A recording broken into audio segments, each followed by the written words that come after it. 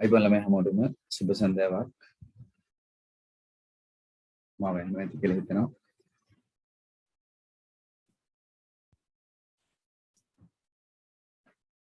ඕන්න සති දෙකකට පස්සේ අපි හම්බ වෙන්නේ මම හිතන්නේ අවසානයේ අපි හම්බුනේ සෙනසුරාදා දවසක් දෙවෙනිදා පෙරේද ඔක්තෝබර්.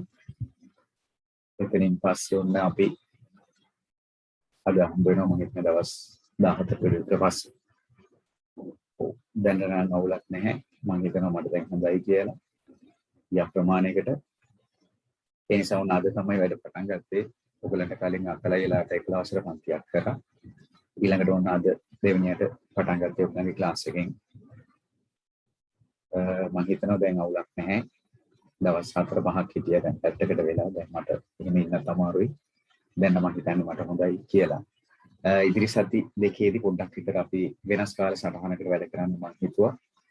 රැය පන්තියේ බදාද රැය පන්තියේ පොඩ්ඩක් මම එහෙම උදේ වරුවකට දාගන්නවා. මේ දවස් ටිකේ මම රැය පන්ති නොකරන්නත් එක දිගට පන්ති තියෙන ඒවා පොඩ්ඩක් විතර වෙනස් කරගත්තා. ඒ නිසා පොඩ්ඩක් විතර වෙනස් වෙයි මේ සති දෙකට විතරක්. හරි. ඒ නිසා මම අද කණ්ඩායම් දෙකම එන්න කිව්වෙත් ඒකයි. ඔක්කොමලට සම්බන්ධ වෙලා ඉදිරි පන්ති කිහිපය මේ සතියේත් ලබන සතියේත් ගෲප් දෙකේම කට්ටිය සම්බන්ධ කරගන්න උත්සාහ කරනවා. ඒකයි මම මැසේජ් එකක් දැම්මේ. ඊළඟ සති දෙකට විතරක් විශේෂ කාල සටහනක් තියෙනවා කියලා.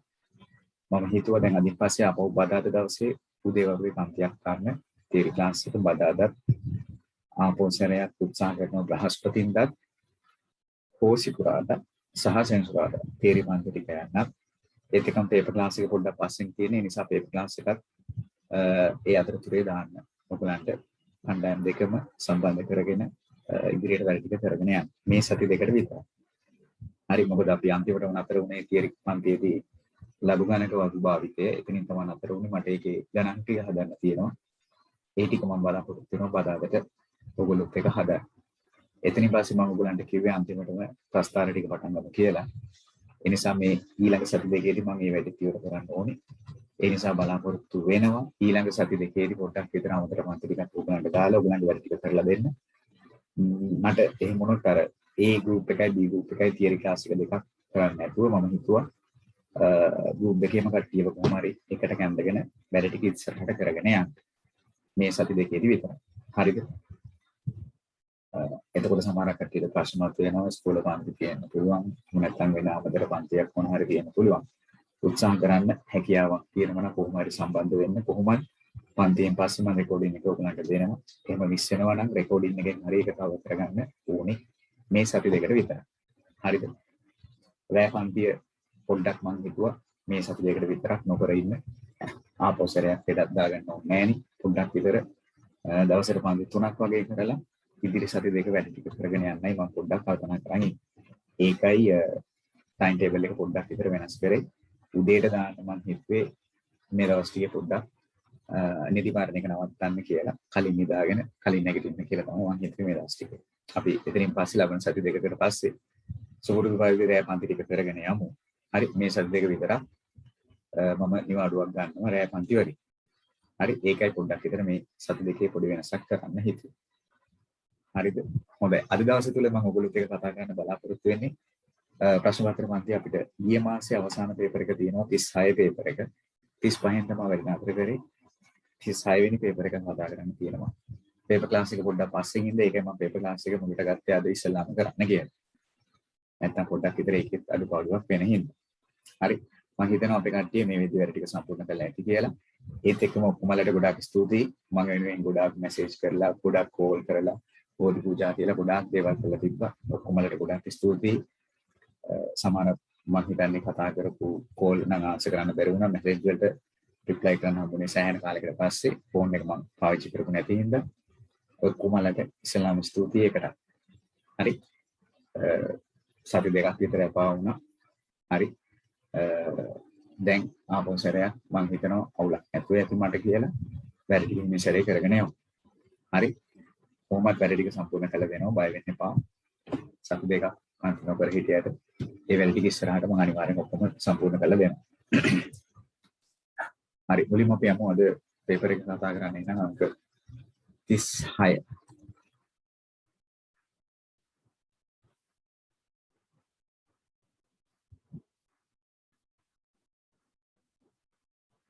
අද දවසේ අපි පළවෙනි ප්‍රශ්නේ වට ප්‍රස්ථාරයෙන් නැත්නම් අපේ දත්ත නිරූපණයේ කොටස යටතේ අපේ පළවෙනි කොටස තුළ ලැබෙන ස්ට්‍රක්චර් දෙකේ පස්වෙනි ගාන.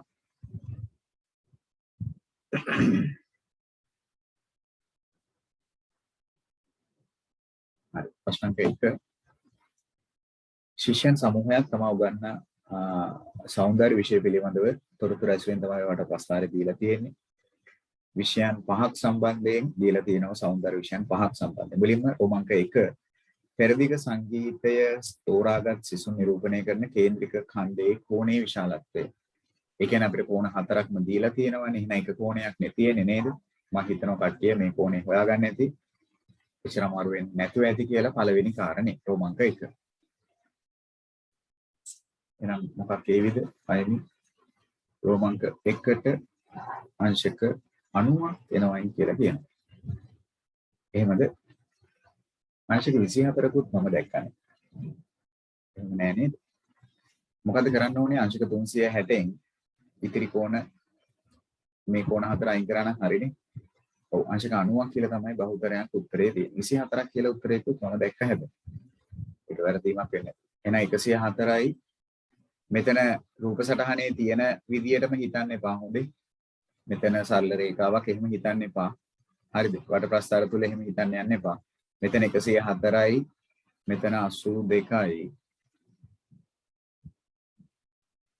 36යි 48යි 36යි 48යි. එහෙනම් ඉතින් බලන්නකෝ මේ ටික එකතු කරොත් 186යි 92යි 222යි 230ක් එනවා. ඔව්. එහෙනම් අංශක 90 තමයි. පළවෙනි එකට අදාළව. දැන් මෙතන අංශක 90ක් නෑ නේද කියලා කල්පනා කරන්න එපා. මේක දල සැලැස්මක් දල සටහනක් විතරයි. හොඳේ. ඔව්. අංශක 90ක් කියලා ඒ ඉෂාන්. ඔව්. ඒක තමයි උත්තරේ. රෝමාංක 1. රෝමාංක 2 බටහිර සංගීතයේ විෂය තෝරාගත් සිසුන් සංඛ්‍යාව 18කි. බටහිර සංගීතය තෝරාගත් ශිෂ්‍ය සංඛ්‍යාව. බටහිර සංගීතය කියන්නේ අංශක 36ක්. මෙන්න මේක. මේකේ ඉන්නවලු ළමයි 18ක්. එහෙමනම් චිත්‍ර විෂය චිත්‍ර ඒ කියන්නේ මේක අංශක 48ක්. තෝරාගත් සිසුන් සංඛ්‍යාව කීයද? එහෙනම් රෝමාංක 2ට අපිට අපේ සමානුපාත ආකාරයට යන්න පුළුවන් නේද? ඔව්. බිනුක හරි. ඒක තමයි අදහස. මොකක්ද? සිසුන් සංඛ්‍යාවත් ඊට අදාළ කෝණයක්. සිසුන් සංඛ්‍යාවයි ඊට අදාළ කෝණයයි. සිසුන් සංඛ්‍යාව අංශ 18ක් නේ ඉන්නේ බටහිර සංගීතයේ. සිසුන් සංඛ්‍යාව 18ක් නිරූපණය කරන්නේ කෝණයේ අංශක 36කින්. එහෙමනම් කෝණයේ අංශක 48ක් චිත්‍ර කියන්නේ ඒකනේ. කෝණයේ අංශක 48ක් කියන්නේ සිසුන් සංඛ්‍යාව කොච්චරද? අපි දන්නේ නැහැ. අපි හිතමු x කියලා. එහෙමනම් හරස්කුන්තේ ගමු 18 ගුණ කිරීම 30 x ගුණ කිරීම 36 සමාන කරමු අපි 18 ගුණ කිරීම 48. මේක විසඳගත්තොත් කට්ටිය x වලට කීයක් එනවද නැද්ද? භාග්‍ය x වලට කීයක් එනවද නැද්ද? ඔව්. සෙන්වි කියනවා සඳමිනි කියනවා මෙතුක ඔව් 24ක් එනවලු. එහෙනම් ළමයි 24 දෙනෙක්. සිසුන් එහෙම නැත්නම් ළමයි 24 දෙනෙක්. ඔව්. ඒකට 24ක් එනවා. ළමයි එහෙම නැත්නම් සිසුන් 24 දෙනෙක් කියලා. ඒකේ අරුදයක් නැත. ගොඩක් පිට අපේ ළමයි සමානුපාත ආකාරයෙන් හදලා නැතුව ඇති. ගොඩක් පිට වෙනත් වූ ක්‍රමයකට හරි ගස්සලා ඇති. කමක් නැහැ. හැබැයි මම නැවතත් කියනවා හැමදාම කියනවා වගේ එක ගැටලුවක් කරන්න විතරක් නෙවෙයි මම ඔයාලට මේක පුරුදු කරේ ඕනම ගැටලුවක් කරගන්න. මේක ලේසි මේක ඇත්තටම වෙන විදියක් තියෙනවා. ඒක සිසුවෙකු හොයලා නේද? කෝණේ කොච්චරක්ද කියලා. ඒ අනුව අපිට පුළුවන් අංශක 48ක් කියන්නේ කෝණේ කොච්චරක්ද කියලා බලන්න. එහෙම කරන්න පුළුවන්. ඒක කිසි අරුදයක් නැහැ. ඔයගොල්ලෝගේ කැමැත්ත.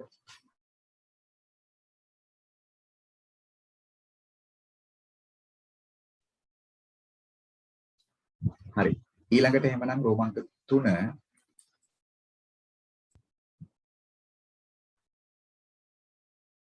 දේවශාත් මම හිතනවා හරියද කියලා. රෝමාංක 3 මෙම වට ප්‍රස්ථාරයේ නිරූපණය වන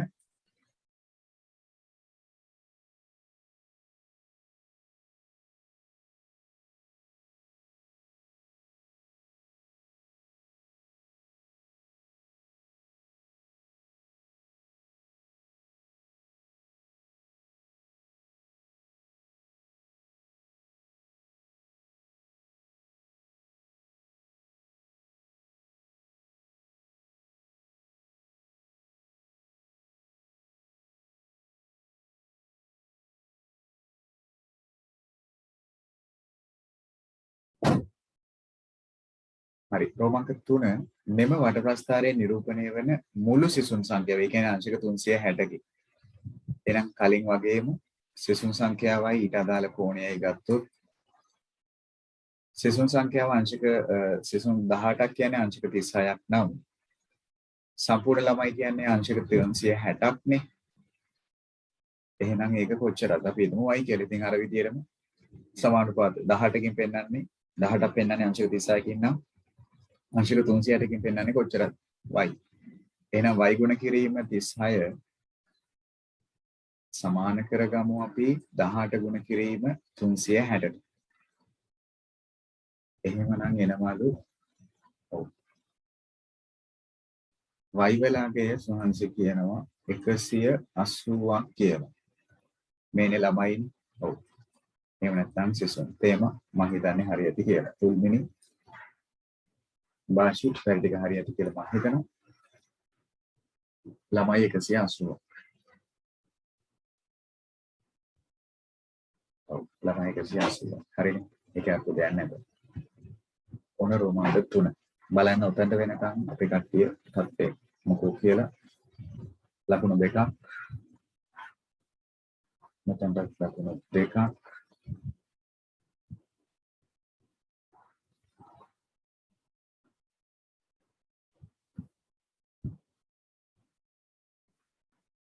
හරි මෙතනට තව ලකුණු 3ක් අන්තිම කාර්යය රෝමාංක 4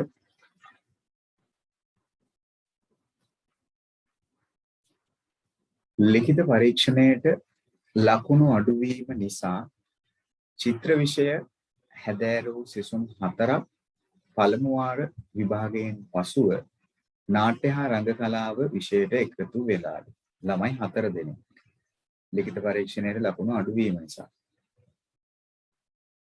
සිසුන්ගේ ඉවත් වීම නිසා චිත්‍ර විෂය හදාරන නව සිසුන් සංඛ්‍යාව නිරූපණය සඳහා වට ප්‍රස්ථාරයේ ඇඳී යුතු කේන්ද්‍රික ඛණ්ඩයේ කෝණ විශාලත්වය කොච්චරද කියලා අහනවා. මොකද කියන්නේ? සිසුන් 4 දෙනෙක් අඩු වෙනවා චිත්‍ර විෂය හදාරන. ඒ 4 දෙනා යනවා නාට්‍ය හා රංග කලාව. එතකොට හරිද? චිත්‍ර විෂය හදාරන නව සිසුන් සංඛ්‍යාව නිරූපණය සඳහා වට ප්‍රස්ථාරයේ ඇඳී යුතු කේන්ද්‍රික ඛණ්ඩයේ කෝණයේ විශාලත්වය කොච්චරද කියලා අහනවා. දැන් මුලින් තිබ්බේ කෝණයේ චිත්‍ර වලට අදාළව අංශක 48ක්. එහෙමනේ. අංශක 48ක් තමයි තිබෙන නව කෝණය කොච්චරක්ද කියලා අහන්න. ඔව් නව කෝණය ඇවිල්ලා කොච්චරක් වෙන්න ඕනද? අපි කොහොමද ඒක කල්පනා කරන්නේ? හොඳයි ගොඩක් කට්ටියගේ උත්තරයක් තියෙනවා. දන්නේ නැහැ ඒක හරිද කියලා. ඔව් මොකද හිතන්නේ? ඉස්සෙල්ලා අපි දන්නවා චිත්‍ර විෂය හදාරන සිසුන් සංඛ්‍යාව කීයද කියලා. එහෙම නේද? චිත්‍ර විෂය හදාරන සිසුන් සංඛ්‍යාව ඇවිල්ලා 24ක් නේ ආවේ අපිට. ඔව් ළමයි 24ක් හිටියා. ඒකෙන් 4 දෙනෙක් ඉන්නවනේ. එහෙනම් 9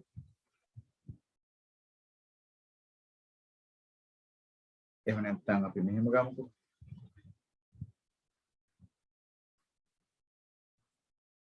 චිත්‍ර විෂය හදාරන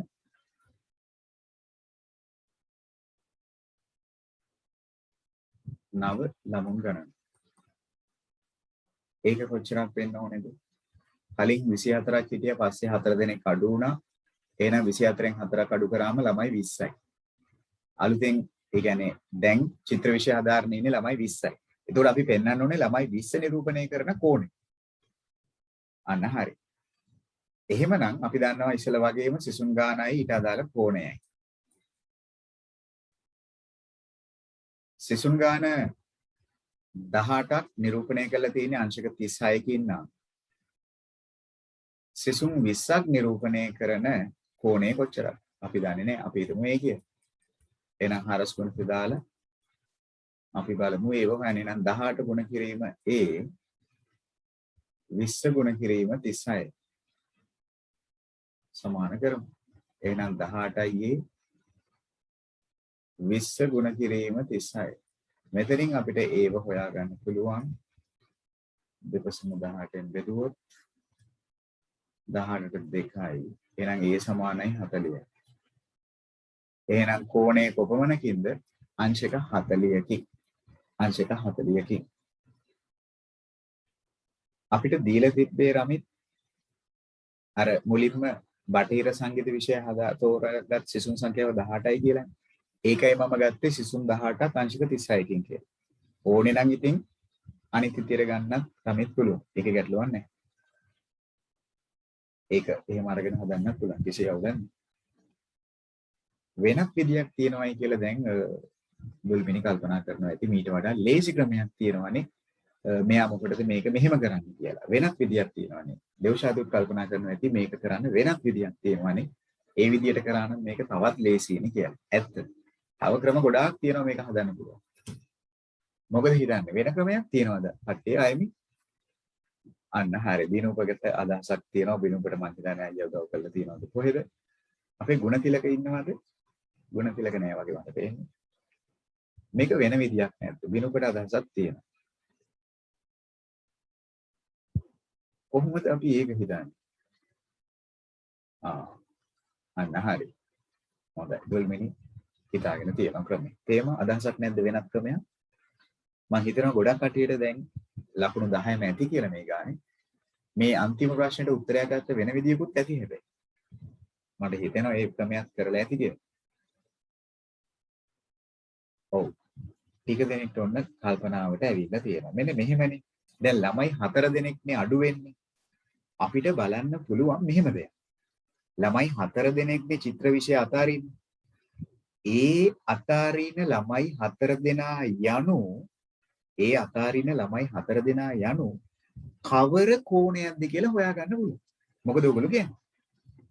ළමයි 4 දෙනෙක්නේ දැන් චිත්‍ර විෂය අතාරින්නේ තේරුණාද? එතකොට අපිට පුළුවන් ඔය ළමයි 4 දෙනා යනු කවර කෝණයක්ද? කවර කේන්ද්‍රික කෝණයක්ද? ඒක ඉස්සෙල්ලාම බලන්න පුළුවන්. ඒ කොහොමද? ඉතින් අනේ අපි දන්නවනේ සිසුන් 18ක් කියන්නේ අංශක 36ක් කියලා. එහෙනම් අපි හොයමු සිසුන් 4ක් කියන්නේ කොච්චරද අංශක? එහෙම නේද? ඒක අපිට හොයාගන්න පුළුවන්. කොහොම කරත් මම අර කිව්ව විදිහට සමානුපාත අවස්ථාවකට යන්න වෙනවා. මෙච්චරකින් මෙච්චරක් නම් අච්චරකින් කොච්චරද? ඒක හොයන්නම වෙනවා. ඉතින් අපිට ඕනේ නම් සිසුන් 4 දෙනෙක් යනෝ අංශක කීයක්ද කියලා බලන්න පුළුවන්. එතකොට ඔයගොල්ලෝ හොයලා බැලුවොත් සිසුන් 4ක් යනෝ අංශක 8ක්. අංශක 8ක් කියලා එයි. එතකොට අර ළමයි 4 දෙනෙක් අයින් වෙනවනේ. ඒ 4 දෙනා අයින් වෙනවා කියන්නේ අංශක කීයක් අයින් වෙනවද? අංශක 8ක් අයින් වෙනවා. එහෙනම් අයිමි අපි මොකද කරන්න ඕන? ඉතිරි කෝණය හොයන්න. ඉතිරි කෝණය හොයන්න අපි මොකද්ද කරන්න ඕන? ඔක්කොම අල්ල හිටියනම් අංශක 48ක් 4 දෙනෙක් අයින් වෙනවනේ. එතකොට අංශක 8ක් අයින් වෙන්න ඕනේ. ඒ කියන්නේ 48න් 8ක් අයින් කරමු. ඒ කියන්නේ අංශක 40. ඒක තමයි අනිත් විදිය. ඕක හිතා ගන්න පුළුවන්. ඒ විදියට ඕනනම් කරලා. මම හිතනවා එක්කෙනෙක් දෙන්නෙක් හරි එහෙමත් කරලා ඇති. අඩුවන කෝණය හොයලා ඒක අඩු කරලා බලන්න. එහෙම කරපු එකෙක් හරි ඇති කියලා මට හිතෙනවා. ඔව් කළා තියෙනවා එහෙම. ඔන්න පළවෙනි සාකච්ඡාව අද දවසේ. හරි නේද? ඒකේ අරුබුදයක් නැහැනේ. ඔව් ගොඩක් කටියට 10ක් තියෙනවා. වාසි මම හිතනවා ඒක 10 නම් තියෙන්න ඕනේ කියලා. හොඳයි. සතරදායකයි දුල්මිනි. හොඳයි. ස්වාංශි. ඔව්. රමිත් දෙව්ෂාද් උදාරි. හොඳයි. මොන අද දවසේ අපේ පළවෙනි සාකච්ඡාව මේක අපේ පේපර් එකේ ස්ට්‍රක්චර් දෙකක්. හරි. තේමා හොඳයි. සෙන්රි. භාග්‍යයි ටික හරි ඇති කියලා මම හිතනවා. ඔන්න පළවෙනි කතාන්තරය. හරි. සඳවෙනි හොඳයි. හරි. නෙත්මි අන්තිම එක තමයි වැරදිලා තියෙන්නේ. බුලත් සිංහලත් මම හිතන්නේ අන්තිම එක තමයි වැඩේ පොඩ්ඩක් විනාශ කරගෙන ඇත්තේ. ලකුණු 7 සෙට් එක මට හිතෙන්නේ අවසාන ප්‍රශ්නේදී පොඩ්ඩක් වරද්දගෙන ඇති. නැත්තම් අනිත් ටික නම් හරියට. හරි යන්න අද දවසේ අපේ දෙවෙනි සාකච්ඡාවට හරිනේ අඩුපාඩු තියෙනවා. හරි ගස්ස ගන්න සමානුපාත ක්‍රමයේ සමහරක් විට මෑත කාලීනව මගෙත් එක්ක සම්බන්ධ වෙච්ච කට්ටියට පොඩ්ඩක් විතර අමුතු ඇති. අනුලෝම සමානුපාත පාඩම, ප්‍රතිලෝම සමානුපාත පාඩමේදී අපි ඉගෙනගත්ත දේවල් තමයි මම මේකෙදී භාවිතයට ගත්තේ. මෙච්චරකින් එච්චරක් නම් අච්චරකින් කොච්චරක්. අන්න ඔය සමානුපාත සම්බන්ධ. හරි යම් බලන්න මම දෙවෙනි කාරණේට අද දවසේ හරි ඔන්න අනුලෝම සමානුපාත ප්‍රතිලෝම සමානුපාත පාඩමේ මිදි ගානක් දීලා තියෙනවා.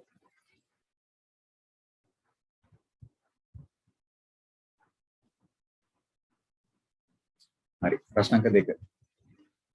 මිනිස්සු 12 දෙනෙක්ට යම් කාර්යයක් නිම කිරීමට දින 8ක් ගත වෙනවලු. යම් කාර්යයක් තියෙනවලු. ඒ කාර්ය කරන්න මිනිස්සු 12කට දින 8ක් ගත වෙනවලු. එක් මිනිසෙකුට එම කාර්ය කිරීමට ගත වන දින ගණන. එහෙනම් ඔක්කොටම කලින් අපි හොයාගමු මුළු වැඩ ප්‍රමාණය කොච්චරද කියලා. මම කැමතියි අන්න එහෙම කරනවා නම් මුළු වැඩ ප්‍රමාණය ඉස්සෙල්ලාම ඔය කියන්නේ කොච්චර වැඩ ප්‍රමාණයක්ද කියලා බලමු. මිනිස්සු 12ක්නේ. වැඩ කරන්නේ දින 8ක්නේ. එහෙනම් කොච්චර වැඩ ප්‍රමාණයක්ද? ඒකට අපි කියන්නේ වැඩ ප්‍රමාණය ගණිතයේදී මිදි වලින් එහෙම නැත්නම් මිනිස් පැය වලින් වෙන්න පුළුවන් කියලා කිව්වෙද? එහෙනම් මිදි 96ක වැඩ. මේක තමයි සම්පූර්ණ වැඩේ ඉතින්. හරිද? ඕක තමයි සම්පූර්ණ වැඩේ. මිනිස් දින 96ක වැඩ. එතකොට ඔය කියන සම්පූර්ණ වැඩේ දැන් ඕකෙන් අදහස් කරන්නේ මිනිස්සු 96ක්ද නෑ. දින 96ක්ද නෑ. ඕකේ අදහස මිදි 96ක්. මිදි 96ක් කියන්නේ කාර්ය ප්‍රමාණයමයිනේ ඒක කියන්නේ. මිනිස් දින 96ක වැඩක් තියෙනවා. එතකොට ඔය වැඩේ කරන්න ඕනේ එක මිනිස්සෙක්. එහෙනම් එක මිනිසෙකුට ගතවන කාලය. එහෙනම් එක මිනිසෙකුට ගතවන කාලය වෙන්නේ මුළු වැඩ ප්‍රමාණය මිදි 96ක්නේ. එහෙනම් ඔය මිදි 96 බෙදන්න ඕනේ මිනිස්සු එක්කෙනයි. මිනිස්සු එක්කෙනාගේ. එහෙනම් මියන්නට කැපෙනවා. එහෙනම් කොච්චර දින ගාණක් යනවද එක මිනිස්සෙක් ඔය වැඩේ කරන්න ගියා නම් 96ක්. ඒක හරි. මම කැමතියි පිළිවෙලකට ඔය විදිහට හරි ගස්ස ගන්නවා නම්. ගොඩක් පිට අපේ කට්ටිය 96 කියලා උත්තරයක් දාලා ඇති ඉතින්. ඔන්න එක මිනිස්සෙක් ඔය වැඩේ කරන්න ගත වෙන දින ගණන. එහෙනම් රෝමාංක 2ේදී එම වැඩ ප්‍රමාණය අහන්න. ඉතින් අපි කොහොමත් ඒක හෙව්වා. මිනිස් දින 96යි. නිකන් 96 දාන්න බෑ ඉතින්. හොඳේ. මිනිස් දින 96යි. ඔව් ප්‍රමිත් ඒක අවුලන්නේ. කිසි අවුලන්නේ. සමාන්තර ගුණිතය දාලා හදන්න පුළුවන්. කිසි අවුලන්නේ. අනුලෝම ප්‍රතිලෝම සමානුපාත ආකාරයට ගන්න පුළුවන්. කිසි අවුලක් නැහැ. මම මේක හෙව්වේ වැඩ ප්‍රමාණය ඇසු. මේ ඇවිල්ලා. වැඩිපුර මිනිස්සු 4 දෙනෙක් එම කාර්ය සඳහා යෙදූ විට එය නිම කිරීමට ගතවන දින ගණන. හරි. ඒ කියන්නේ වැඩිපුර මිනිස්සු 4ක් දානවා කියන්නේ දැන් ඉන්නේ මිනිස්සු 12යි. අන්න හරි. සයිරිට වැඩේ තේරුණා. ඒ කියන්නේ දැන් ඉන්නේ මිනිස්සු 12 නම් වැඩිපුර මිනිස්සු 4ක් ගේනවා කියන්නේ මිනිස්සු 16. එහෙනම් මිනිස්සු 16ක් ගෙනල්ලා මිනිසුන් 16කට ගතවන කාලය.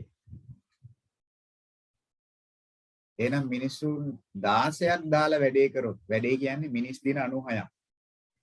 මිනිස්සු 16ක් දානවා. එහෙනම් මියන්න කැපෙනවා 96 16න් බෙදුවොත් කීයක් එයිද? දියන්නෙන් ඉතුරු වෙනවා. ඒ කියන්නේ දින 6ක් යනවා කියලා එනවා. ඔව්නේ. සෙනදි ඔව්. දින 6ක් යනවා කියලා එනවා. මෙත්නි මොකද අර්ථය? හරිද? නොහිත්ම ඔන්න එහෙමනම් ඔය වැඩේ ඒ කිව්වේ මිනිස් දින 96 වැඩේ මිනිස්සු වැඩිපුර ගේනවා 4ක් ඉන්න ගානට වඩා වැඩිපුර 4ක් ගේනවා කියන්නේ මිනිස්සු 16යි මිනිස්සු 16න් කරනවා නම් ගතවන්නා වූ දින ගණන දින 6යි අවසාන කාරණේ දින දෙකක් වැඩ කළ පසු දින දෙකක් වැඩ කළ පසු හදිසි අසනීප තත්වයක් හේතුවෙන් ඔවුන්ගෙන් 8 දෙනෙකු අසනීප වූයේ නම් දැන් එම කාර්ය වැඩිපුර දින කීයක් ගත වේදයි සන්නා. හරි. දැන් මේ කියන්නේ මේක එක කතාවක් මේක තව කතාවක්. හරි දින දෙකක් වැඩ කළ පසු දින දෙකක් වැඩ කළ පසු. ඒ කියන්නේ මේ මිනිස්සු 12 ගැන වර්ධවා තේරුම් ගන්න එපා අලුතෙන් ගෙනාපු 4 දෙනත් එක්ක කියලා. තේම හිතනවා ඇති එහෙම කියලා. එහෙම අපිට අදහසක් කියන්නේ නැහැ. දින දෙකක් වැඩ කළ පසු මේ ඇවිල්ලා වෙනත් සිද්ධියක්. දැන් රෝමාංග 3 දී වෙනත් සිද්ධියක්. වැඩිපුර මිනිස්සු 4 දෙනෙක් ගෙනාවොත් ওই කාර්ය නිම කිරීමට ගත වෙන කාලය. ඒක වෙන කතාවක්. රෝමාංක 4 දී කියන්නේ වෙන කතාවක්. ඒ කියන්නේ අර මුල් කතාවට සම්බන්ධයි. හරිද? මුල් කතාවට සම්බන්ධයි. රෝමාංක 3න් රෝමාංක 4ට ගියා කියලා ගන්න අපිට ඉංගියක් මුකුත් නැහැ නේද? දින දෙකක් වැඩ කළ පසු හදිසි අසනීප තත්ත්වයක් හේතුවෙන්. හරිද? අපිට දැන් උතනද පොඩි ගැටලුවක් මේ ප්‍රශ්නේ තියෙනවා. ගොඩක් පිට සමහරක් කෙනෙක් හිතන්න පුළුවන් මිනිස්සු 16ක් හිටියා. එතකොට ওই මිනිස්සු 16න් 8 දෙනෙක් අසනීප වුණා. එතකොට දැන් මිනිස්සු 8යි කියලා. එහෙම හිතුවද දන්නේ නැහැ ගොඩක් පිට. හැබැයි අපිට රෝමාංක 3න් රෝමාංක 4ට ගන්න බැහැ නේද සම්බන්ධයක් මොකද මේ දෙක අතර දුල්මිනි තියෙනවා කියලා. දැන් අතන කියන්නේ වැඩිපුර මිනිස්සු 4 දෙනෙකු එම කාර්ය සඳහා යෙදවූ විට එය නිම කිරීමට ගතවන දින ගණන. නේද? හරිද? ඒ කාර්ය ඔය කියන කාර්ය වැඩිපුර මිනිස්සු 4 දෙනෙක් ඒකට යෙදෙව්වොත් එය නිම කිරීමට ගතවන දින ගණන. හරිද? ඔව්. එතනදී අපිට කියන්නේ යෙදුවොත්නේ. ඒ කියන්නේ මේකට වැඩිපුර මිනිස්සු 4 දෙනෙක් ඇවිල්ලයි කියලා කියන්නේ නැහැ. මේ කියන කාර්යයට යෙදවූ විට එය නිම කිරීමට ගතවන කාලය. එහෙම නැතුව අලුතෙන් මිනිස්සු 4 දෙනෙක් ආවාමයි කියලා උතනදී රෝමාංක 3 දී අදහස් කරනවද කියන්නකො පොඩ්ඩක් ඔයගොල්ලෝ. දේව්ෂාත් කියන කතාව හරි. ඔතන රෝමාංක 3 ප්‍රශ්නේදී කියන්නේ නැහැනේ කොයිම විටකවත් මිනිස්සු 4 දෙනෙක් ඇත්තටම ආවයි කියලා. එහෙම නේද? එහෙම අදහසක් තියෙනවද කියන්නකො. රෝමාංක 3 දී අදහසක් ඕගලන්ට තියෙනවද? අලුතෙන් සේවකයෝ 4 දෙනෙක් ආවයි කියලා හරියට. එහෙම කියන්නේ නැහැ. එහෙමනේ. ඒ නිසා රෝමාංක 4 අපි තීරණය කරන්න ඕනේ අර මුල කතාවට අදාළව තමයි. ඒ කියන්නේ වැඩේ කරන්න මිනිස්සු 12ක්නේ. මිනිස්සු 12 දෙනෙක්ට යම් කාර්යයක් ගත කරන්න. එතකොට රෝමාංක 4 ප්‍රශ්නේ රෝමාංක 3න් සොයායක්තයි. ඒකට කිසිම සම්බන්ධයක් නැහැ. එහෙමනේ. එහෙනම් දින දෙකක් වැඩ කළ පසු ඔය කියන්නේ අර මුල් කතාවම තමයි. දින දෙකක් වැඩ කළ පසු හදිසි අසනීප තත්ත්වයක් හේතුවෙන් ඔවුන්ගෙන් 8 දෙනෙකු අසනීප වූයේ නම් දැන් ඉන්නේ මිනිස්සු කීයද? අන්න ඒ අනුව වැඩිපුර දින කීයක් මේ වැඩේට ගත වෙනවා. මේ කියන්නේ මුල කාර්යයට මුල කියන සිදුවීමට අදාළ. හරිද? කට්ටිය පොඩ්ඩක් හිතුවොත් දැන් අතන ඉඳලා අර 4 දෙනෙක් දාලා එතකොට කතාව ටිකක් වෙනස් වෙනවා. හරිද? මේක හිතන්න ඒ අවස්ථාව ගැන නොහිතා. ඒ කියන්නේ මුල් අවස්ථාවටම ගන්න. මොකද්ද මුලින්ම වෙන්නේ? දින දෙකක්. එහෙනම් දින දෙකකදී කළ වැඩ ප්‍රමාණය. දින දෙකකදී කරපු වැඩ ප්‍රමාණය ගන්න කොච්චරක්ද?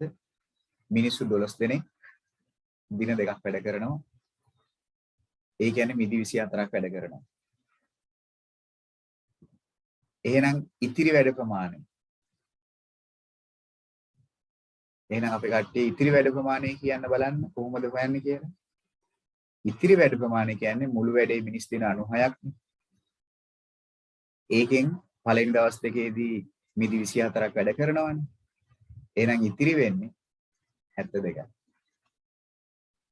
තව මිනිස් දින 72ක් ඉතිරි වෙනවා. හරි නේද? තව ඉතිරි වෙනවා වැඩ කරන්න මිනිස් දින 72ක්. දැන් එතකොට ඉතිරි වැඩේට ගතවන කාලය.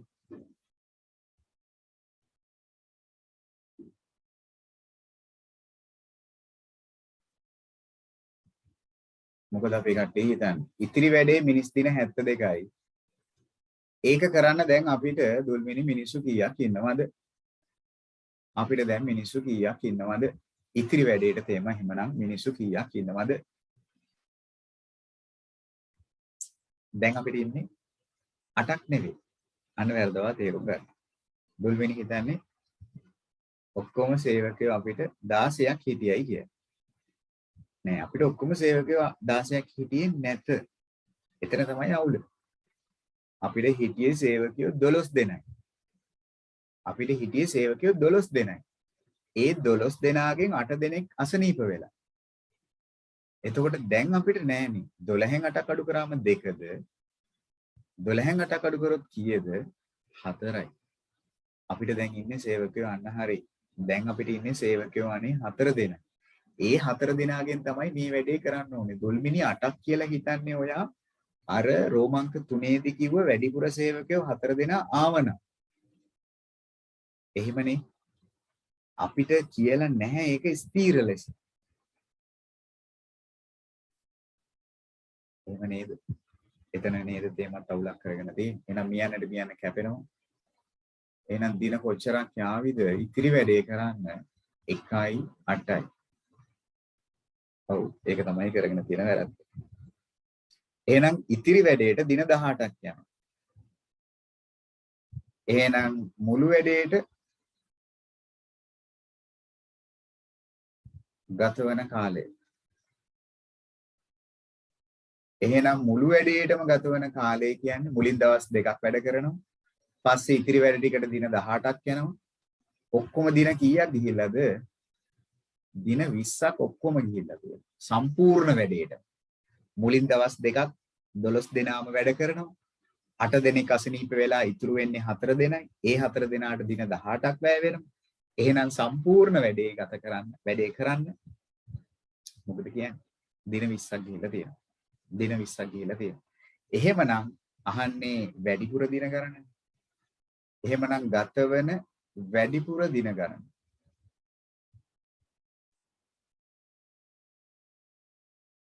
එහෙනම් ගතවන වැඩිපුර දින ගණන වෙන්නේ මුලින් හිටියේ 12 දෙනා එකතු වෙලා දින 8න් කරන්න. හැබැයි වැඩේට දින 20ක් ගිහිල්ලා. එහෙනම් වැඩිපුර ගතවන කාලය බලන්න 20න් 8ක් අඩු කරන්න. එහෙනම් දින 12ක් ගත වෙලා තියෙනවා. මං කිව්ව කාරණේ දැන් මං හිතනවා කට්ටියට පැහැදිලි වෙන්නේ නැති කියලා. දෙව්ෂාත් මොකටද එහෙමද වෙලා තියෙන්නේ?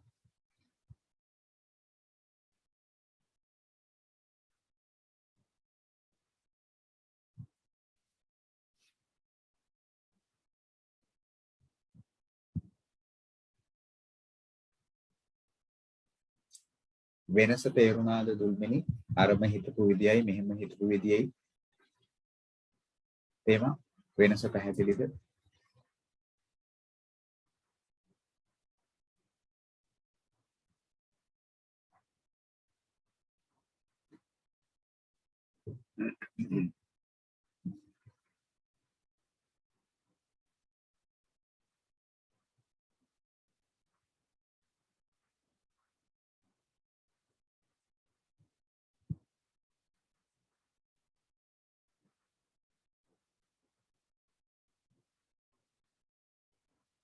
ඔව් තුරුම් දාලා එතකොට නම් පොඩි වැරද්දක් තියෙනවා. නමුත් එලා හරියනවා. පිළිතුර හරියනවා. පිළිතුරට ලැබෙන එක ලකුණ ලැබෙනවා. නමුත් ක්‍රමයට ලැබෙන ලකුණ තුන හම්බ වෙන්නේ නැහැ එතකොට. එතකොට ලොකු වෙනසක් වෙනවනේ. උත්තරේ නම් එනවා.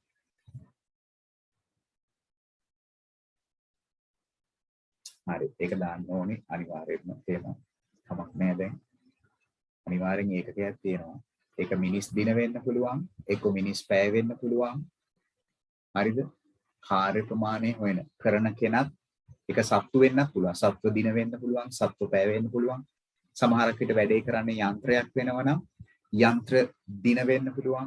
යන්ත්‍ර පැය වෙන්න පුළුවන්. කාර්ය ප්‍රමාණය ගණිතයට අදාළව හොයන විදිහ දැන් ඔයගොල්ලෝ විද්‍යාවේදී කාර්ය ප්‍රමාණය ජූල් වලින් හොයනවනේ. එහෙම නැත්නම් නිව්ටන් මීටර වලින් හොයනවනේ. ඒ වගේ ගණිතයට අදාළව අපි කාර්ය ප්‍රමාණය හොයන එක ක්‍රමයක් තමයි මේ. මිනිස් දින හරි මිනිස් පැය හරි. ඔව්. විභාගෙදී නම් හම්බ වෙන්නේ දැන් දෙන්නකෝ. විභාගෙදී නම් ලකුණු අඩු කරાવી ඔයගලන්ට ඒකක නැති වුණා. මෙන්න ප්‍රශ්න අංක 2. අයිමි හොඳයි. සම්පූර්ණයි. රමිත් හරිනේ ඒක.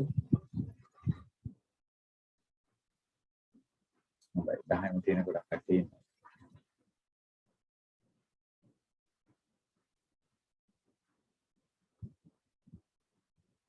හරි. කමක් නැහැ දුන්නේ. ඒක තමයි. වැරදි වෙන්න තමයි කවදා හරි හරියන්නේ. ඒ නිසා බය වෙන්න එපා. වැරදි වෙන්න ඕනේ. අඩුපාඩු හොයාගන්න ඕනේ. හරිද? ඒක ගැන හිතන්න එපා. අවසාන කාරණේ ගොඩක් කට්ටිය කරද්දගෙන තියෙනවා. ලකුණු 2යි ඊළඟට අවසාන එකට 4යි. ඒ විදිහට තමයි බිනක ලකුණු දුන්නේ. අවසාන කොටස තමයි ගොඩක් කට්ටියගේ වැරදිලා තියෙන්නේ. ඒ වැරදීම වෙන්නේ අර අතන හිතන එකේ තිබ්බ වෙනස හින්දා. ඔයගොල්ලෝ හිතනවා 4 දෙනෙක් ආවා කියලා. ඒකෙන් තමයි ගොඩක් කට්ටිය අවුලක් කරගෙන තියෙන්නේ. 4 දෙනෙක් ආව නම් ඉන්න මුළු සේවකයෝ ගාන 16ක් වෙනවා. එමනේ. එතන තමයි වැරද්ද වෙලා තියෙන්නේ ගොඩක් අය. හොඳයි ප්‍රශ්න තුනට යමු එහෙනම් බලන්න.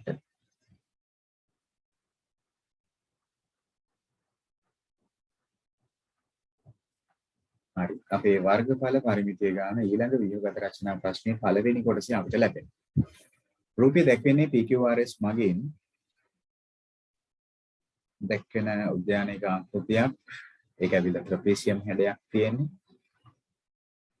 ඔයගොල්ලෝ පිළිගන්නවද ඒක ට්‍රපීසියමක් කියලා? මොකද ඔයගොල්ලෝ හිතන්නේ PQRS කියන්නේ ට්‍රපීසියමක් කියලා මම කිව්වොත් ඔයගොල්ලෝ පිළිගන්නවද? ඒ වුණාට ඉතින් රමිත් කියනවා අපිට එහෙම කියන්න බැහැනේ මේ ට්‍රපීසියමක් නම් සමාන්තර පාද යුගල් දෙකක් දෙන්න ඕනේ. යුගලක් තියෙන්න ඕනේ. මේක එහෙම සමාන්තරයි කියලා දීලා නැහැනේ. ඒ නිසා අපිට ඒක කෙලින්ම ට්‍රපීසියමක් කියලා කියන්න බැහැනේ කියලා. හොඳයි අපේ කට්ටියට ඇස්පෙනින්ම තියෙනවා සතුටින් මට ඒ ගැන. ඔව් එහෙමත් කල්පනා කරනවා සමාන්තරයි කියලා දීලා නැහැනේ. ඒ නිසා මේක කොහොමද අපි එකපාරටම ට්‍රපීසියමක් කියලා කියන්නේ? දැකද කවුරු හරි ඒක සමාන්තරයි කියලා? දීලා නැහැ. ඒක ඇත්ත. මේ පාද දෙක සමාන්තරයි කියලා දීලා නැහැ. ඒක මම පිළිගන්නවා. හැබැයි ඕක සමාන්තරයි. දැන් ඔහෙලා හිතන්න ඕනේ ඕක. ඇයි ඒක සමාන්තර වෙන්නේ කියලා? ඒක කොහොමද සමාන්තර වෙන්නේ? හොඳයි ගොඩක් කට්ටිය දැක්කා. මෙතන 90යි. මෙතන 90යි.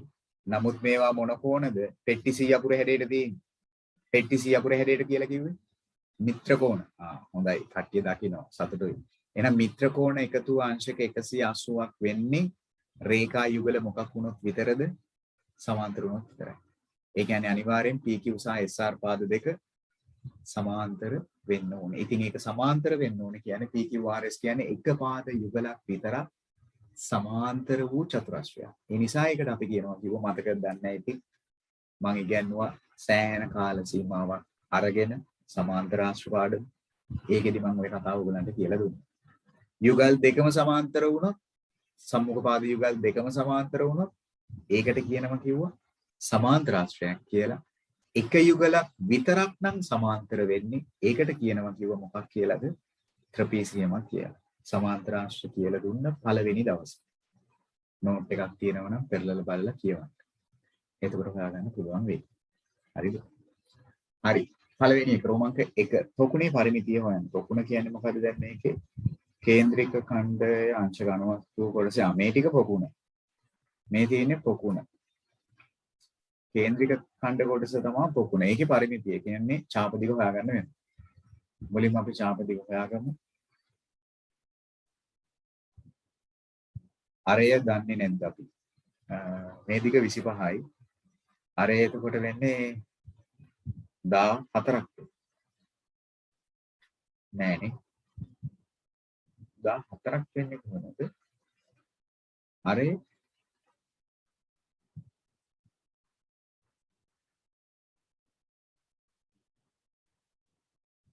මේ දිග 7යි. මෙතන 14 තියෙනවානේ. හරි. එතන 14යි කියලා දීලා තියෙනවා. අරේ 14යි. අරේ 14 දීලා තියෙනවානේ. මේ දිග 14යි. මේ දිග 7යි. එහෙනම් මේ දිගත් 14යි. එහෙනම් අරේ දීලා තියෙන හින්දා 2πr ගමු. හැබැයි අපි අදාළ කේන්ද්‍රික භාගය ගැන හිතුවොත් අංශක 90ක්. ඒ කියන්නේ 4න් එකක්. එහෙනම් 2πr ගුණ වෙන්න ඕනේ 4න් එකේ. 5 කියන්නේ 7න් 22යි. r කියන්නේ 14යි. එහෙනම් මේක සුළු කරොත් 2යි 2ට 1යි 4ට 2යි ආපහු 2ට 1යි 2ට 1යි. ඡාප දිග 22ක් එනවා කියලා රමිතිය අදහස තියෙනවා. ඔව්. ඡාප දිග එනවා. ඔව්. එහෙනම් දැන් අපිට පුළුවනි පරිමිතිය හොයන්න. එහෙනම් පරිමිතිය ඇවිල්ලා ඔය ආපු ඡාප දිගයි ඊට අමතරව උතන්ට එකතු වෙන්න ඕනේ 14 කොටස් දෙකක්. එහෙමනම් කීයද? 50යි. සෙන්ටිමීටර 50. ඔන්න පොකුණේ පරිමිතිය. රෝමාංක 1. රෝමාංක 2 පොකුණ සඳහා වෙන්කොට ඇති කොටසේ වර්ගඵලය. ඉතින් කේන්ද්‍රික ඛණ්ඩයේ වර්ගඵලයනේ. එනම් වර්ගඵලය හොයන්න තියෙන වෘත්තයක πr වර්ගය විතරයි. හැබැයි මේක සම්පූර්ණ වෘත්තෙන් 4න් එකක්. එහෙනම් මේක 4න් එකෙන් ගුණ වෙන්නත් ඕන. π 7න් 22යි r කියන්නේ 14යි. r වර්ගය කියන්නේ 14 වරක් 14. එහෙනම් 7ට 14 කැපෙනවා 2යි 2ට 1යි මෙතනට 2යි ආපහු 2ට 1යි මෙතනට 11යි 154ක් වේවි වර්ග සෙන්ටිමීටර. ඒකත් මම හිතන්නේ ඔව් 154යි. රෝමාංක 3 පොකුණ සඳහා වෙන්කොට ඇති කොටස හැර ඉතිරි කොටසේ වර්ගඵලය. ඒ කියන්නේ මෙන්න මේ ඉතිරි කොටස. එහෙනම් ඉස්සලාම ත්‍රපීසියම් වර්ගඵලය හොයමු. එහෙනම් ත්‍රපීසියම් වර්ගඵලය හොයනවා නම් ත්‍රපීසියම් වර්ගඵලය හොයන්නේ භාගයයි සමාන්තර පාද එකතුව ගුණ කිරීම ලම්බ උස. ත්‍රපීසියම් වර්ගඵලය වෙන සූත්‍රය. එහෙනම් සමාන්තර පාද දෙක වෙන්නේ 7යි 14යි 21යි මේක 25යි. එහෙනම් 21යි 25යි එකතු කරා ලම්බ උස වෙන්නේ ඒ දෙක අතර 14යි. 2ට 1යි 14ට 7යි. මේ දෙන්න එකතු කරලා ඉමු 46යි. 46 ගුණ කිරීම 7. 46 7ෙන් ගුණ කරොත් 4යි 42යි 32යි. මෙච්චරයි නේද? 322යි නේද? ඔව්. එහෙනම් දැන් අපිට පුළුවන් පොකුණ හැර ඉතිරි කොටස වර්ගඵලය. එහෙනම් ඉතිරි වර්ගඵලය වෙන්නේ මුළු ත්‍රපීසියම 322යි. ඒකෙන් අර 154 අඩු කරමු. එතකොට රමිත් කියන් කේවිද අපිට? සෝන්සගේ අදහස ඔව් අයනගේ අදහස 168ක් එනවයි කියලා. එකකද 168ක් එනවලු. ඔව්. ඒක නම් හරි.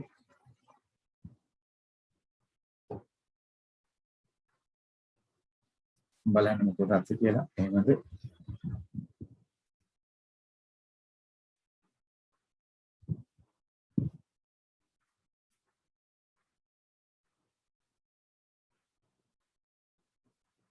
හරිනේ.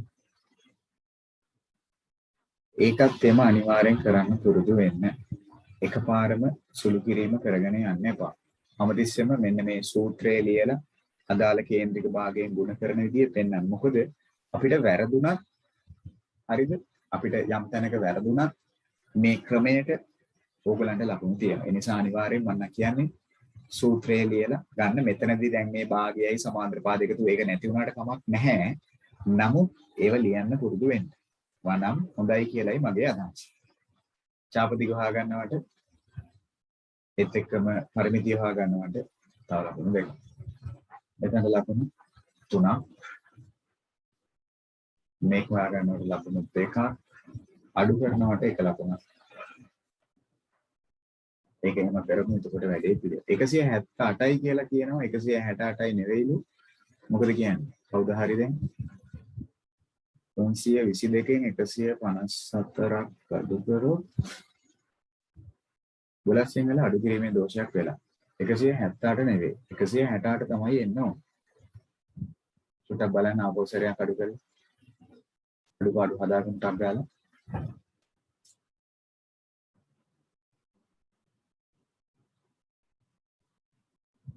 හොඳයි. ඒකට නම් ලකුණු 10න් ගොඩක් අයගේ තියෙනවා.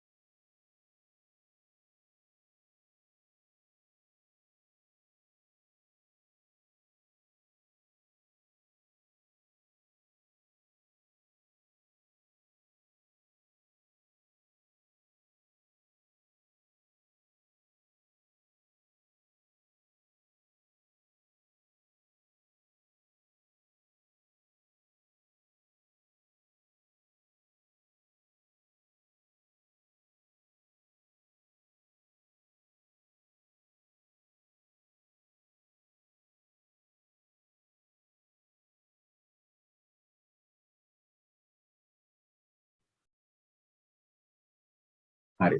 අපි යමුද බලන්න ඊළඟ එකට මම හිතන අඩුපාඩු හදාගන්න ඇති කියලා. ඔව් මට මම ත්‍රිපිටකයම ගැන කිව්වේ නැද්ද පොඩ්ඩක් සමාන්තරාංශ පාඩමේදී?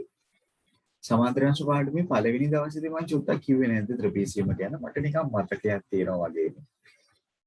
මම කෙලිම සමාන්තරාංශ ගැන විතරයි කිව්වේනේ. එහෙමද? මට චූටි මතකයක් තියෙනවා වගේ. ඔව් නෑ කියලා තියෙනවා. එහෙම මට හිතුනේ මට මතක් වුණේ මං කිව්වා වගේ. මට මතකයි ටිකක් කිව්වා වගේ. එහෙනම් මං ලියලා නැතුව ඇති. මට තාම පොඩ්ඩක් මතකයි කිව්ව දේවල් මට හිතෙනවා මං කිව්වා කියලා. ඔව් මං හිතන්නේ මං ලිව්වේ නැහැ. මං එදා ඔයගොල්ලන්ට පළවෙනි දවසේ කිව්වා සමාන්තරාංශය සහ ත්‍රපීසියමේ වෙනස. සමාන්තරාංශ කිරිබත් කෑල්ලනේ. ත්‍රපීසියම දැන් අපි කතා කරපු රූපනේ. ওই දෙකේ වෙනස අන්න අරක. චූටි දෙයක්. මහ ලොකු දෙයක් නෙවෙයි පොඩි දෙයක්. මතක තියාගන්න තියෙන්නේ මෙච්චරයි. සමාන්තර ආශ්‍රයකයක්දී සම්මුඛ පාද යුගල් දෙකම ගැන කියන්න ඕනේ. යුගල් දෙකම ගැන කියන්න ඕනේ. යුගල් දෙකම සමාන්තර නම් තමයි සමාන්තර ආශ්‍රය කිව්වේ. මතකද? ඒ වගේ ට්‍රපීසියම කියන්නේ යුගල් දෙකම නෙවෙයි. එක යුගලක් විතරක් සමාන්තරණ එක යුගලක් විතරක් සමාන්තරණ ඒකට අපි කියන්නේ ට්‍රපීසියම කියලා. ඒක තමයි ওই දෙක වෙන් කරලා හඳුනා ගන්න ලක්ෂණය. එච්චර වෙන ලොකු දෙයක් නැහැ ඉතින්. හරි. චුට්ටක් ඔළුවේ පැත්තක තියාගන්න. මහා ලොකු දෙයක් නෙවෙයි. පැත්තක දිග x ධන 5ක්ද පළල x ධන 2ක්ද වූ ඍජුකෝණාංශික වර්ගඵලය. ඍජුකෝණාංශික වර්ගඵලය ගන්නවා. ඉතින් මම ඍජුකෝණාංශයක් ඇඳගත්තොත් මට හිතෙනවා හොඳයි කියලා. ඔන්න මම ඇඳ ගන්නම්. තොරතුරු ලකුණු කරගත්තොත් දිග පැත්ත x ධන 5යිලු. පළල පැත්ත x ධන 2යිලු. හරි. මේකේ වර්ගඵලය. ඉතින් වර්ගඵලය කියන්නේ ඍජුකෝණාංශික දිග ගුණ කිරීම පළල. එහෙනම් x ධන 5 ගුණ කිරීම x ධන 2.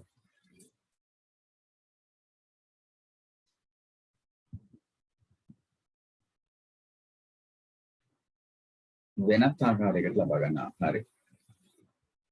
එහෙනම් දිගයි මල්ලයි අරගෙන මේක සුළු කරලා ගත්තොත් x අරගෙන එකෙන් x ධන 2 දෙවෙනි පදේ ධන 5 අරගෙන ආපහු x ධන 2. එහෙනම් x වර්ග ධන 2x 5 අරක x 5යි x 5 අරක 2 10යි. එහෙනම් x වර්ග ධන 7යි x ධන 10යි. ඕකනේ ආවේ. මේක නේද ආවේ. වරහන් ඇතුලේ දාන්න වර්ග ඒකක කියලා. ඔගොල්ලෝ දන්නවා දැන් ඒක ඇයි එහෙම කියන්නේ කියලා. වර්ග ඒකක කියලා දාන්න. රෝමාංක එකට උත්තරේ ඔච්චරයි. ඇයි මම වර්ග ඒකක දැම්මේ? වර්ගඵල ඒකක වර්ග සෙන්ටිමීටර් හරි වර්ග මීටර් හරි මොකක් හරි දෙන්න එපයි.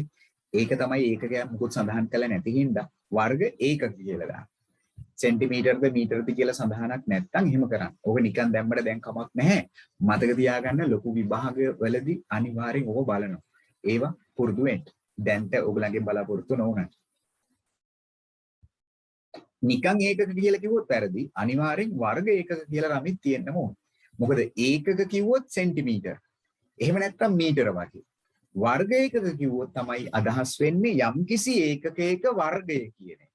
ඒකයි වර්ග ඒකක දාන්නේ. හරි? නිකන් ඒකක දැම්මොත් සෙන්ටිමීටර එහෙම නැත්නම් මීටර කියන අදහස.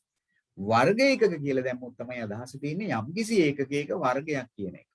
මොකද වර්ගඵල ඒකක එහෙම වෙන්නේ නැපේ. දැන් මේ මොකද්ද රෝමාංක දෙකේ කියන්නේ? එම ඍජු කෝණාශ්‍රයේම වර්ගඵලය රූප සටහනක් යොදා ගනිමින් වෙනත් ආකාරයකට හොයාගන්න. මතකද? ඒක ඇත්තටම කතා කරන්නේ 10 පන්තියේ නම් නෙවෙයි. අපි වෙන කතාවක් කරනවා. මතකද දන්නේ නැහැ කට්ටියට 9 වසරේදී අර ඍජු කෝණාශ්‍රය වර්ගඵලය අපි වෙන විදියකට ගත්තා. ඒ කිව්වේ අනේ අපි මේ ඍජු කෝණාශ්‍රේ මතකද ඔයගලන්ට කෑලි වලට කඩා ගන්න. දැන් දිග x ධන 5යි. මෙතන ඉඳලා මෙන්න මේ හරියට වගේ වෙනකන් x කියලා ගන්න. එතකොට මේ ටික 5යි. මේ ටික 5යි, මේ ටික x.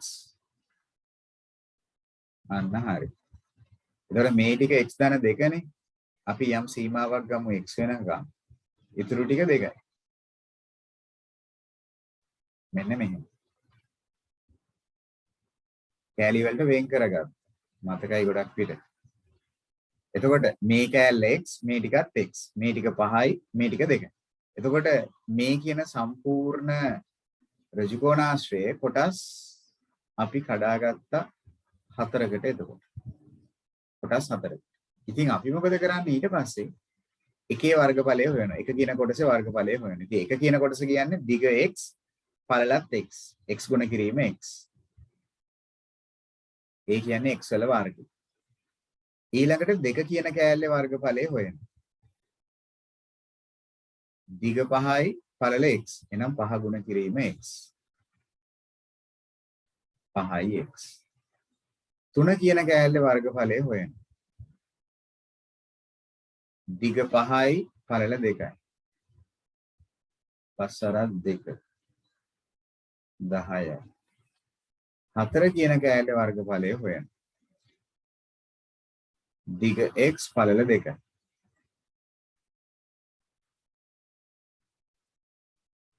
ඔව් 2 ගුණ කිරීම x.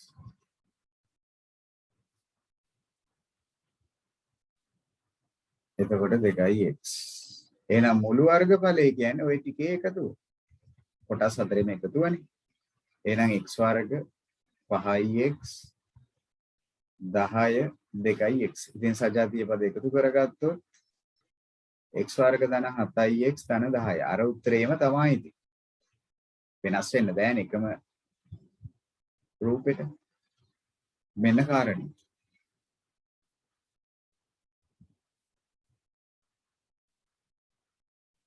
ඔව් ඒත් එතකොට දුල්මිනි ප්‍රකාශනයක් වෙනවනේ.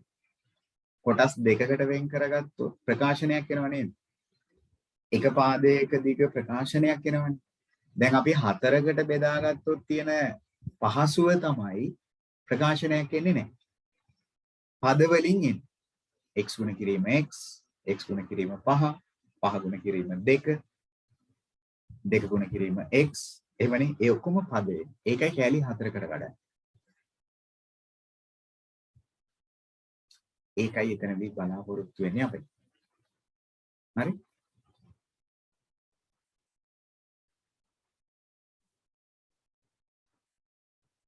ත්‍රිකෝණ දෙකක් ගන්න මොකද කරන්නේ?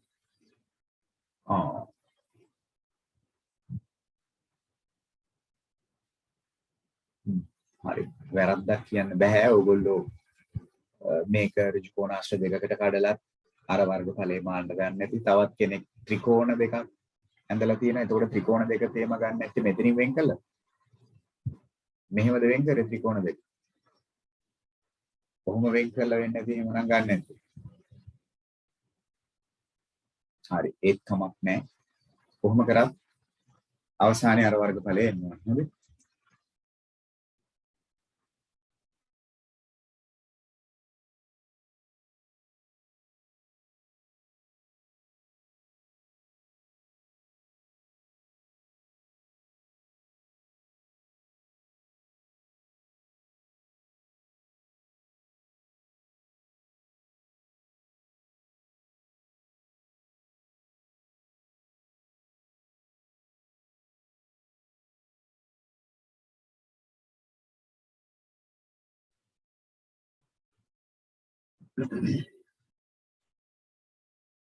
හරිනේ. ඒක ගැටලුවක් නැහැ. හැබැයි එයාලා අපෙන් බලාපොරොත්තු වෙන්නේ මෙන්න මේක. මේක තමයි කතන්දර. ඒ කියන්නේ සමාන කොටස් වලට වෙන් කියන්නේ ඍජු කෝණාශ්‍ර දෙකක් විදියට නෙවෙයි ඍජු කෝණාශ්‍ර හතරක් විදියට.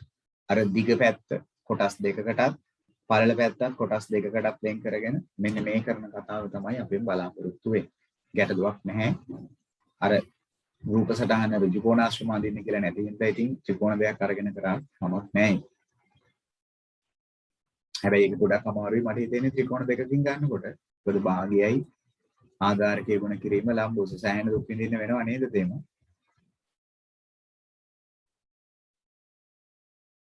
ඔව් හරිනම් රමිත් ඒක එහෙමයි. ඔව්. රමිත්ගේ අදහසක් තියෙනවා පළවෙනි කොටුව මේ පැත්ත දිගේ x මේ පැත්තත් x හින්දා හරිනම් මේක සමජාතුරාශ්‍රයක් වෙන්න ඕන නේද කියලා. ඔව් ඇත්තටම ඔව්. මේ රූප සටහනේ නම් සමජාතුරාශ්‍රයක් පේන්නේ නැහැ. නමුත් ඇත්තටම මෙතන සමජාතුරාශ්‍රාකාර කොටුවක් තමයි ඉන්න ඕනේ. මොකද ඉතින් දිග පැත්ත x නම් පළල පැත්තත් x නම් දිගයි පළලයි සමාන නම් ඒ කියන්නේ ඒක සමජාතුරාශ්‍රයක් වෙන්නේ බෑ.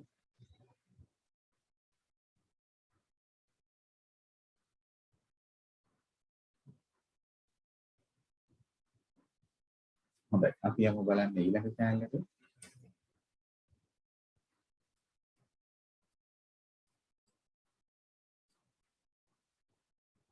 හරි ඒ කොටස එච්චරයිනේ තියෙන්නේ.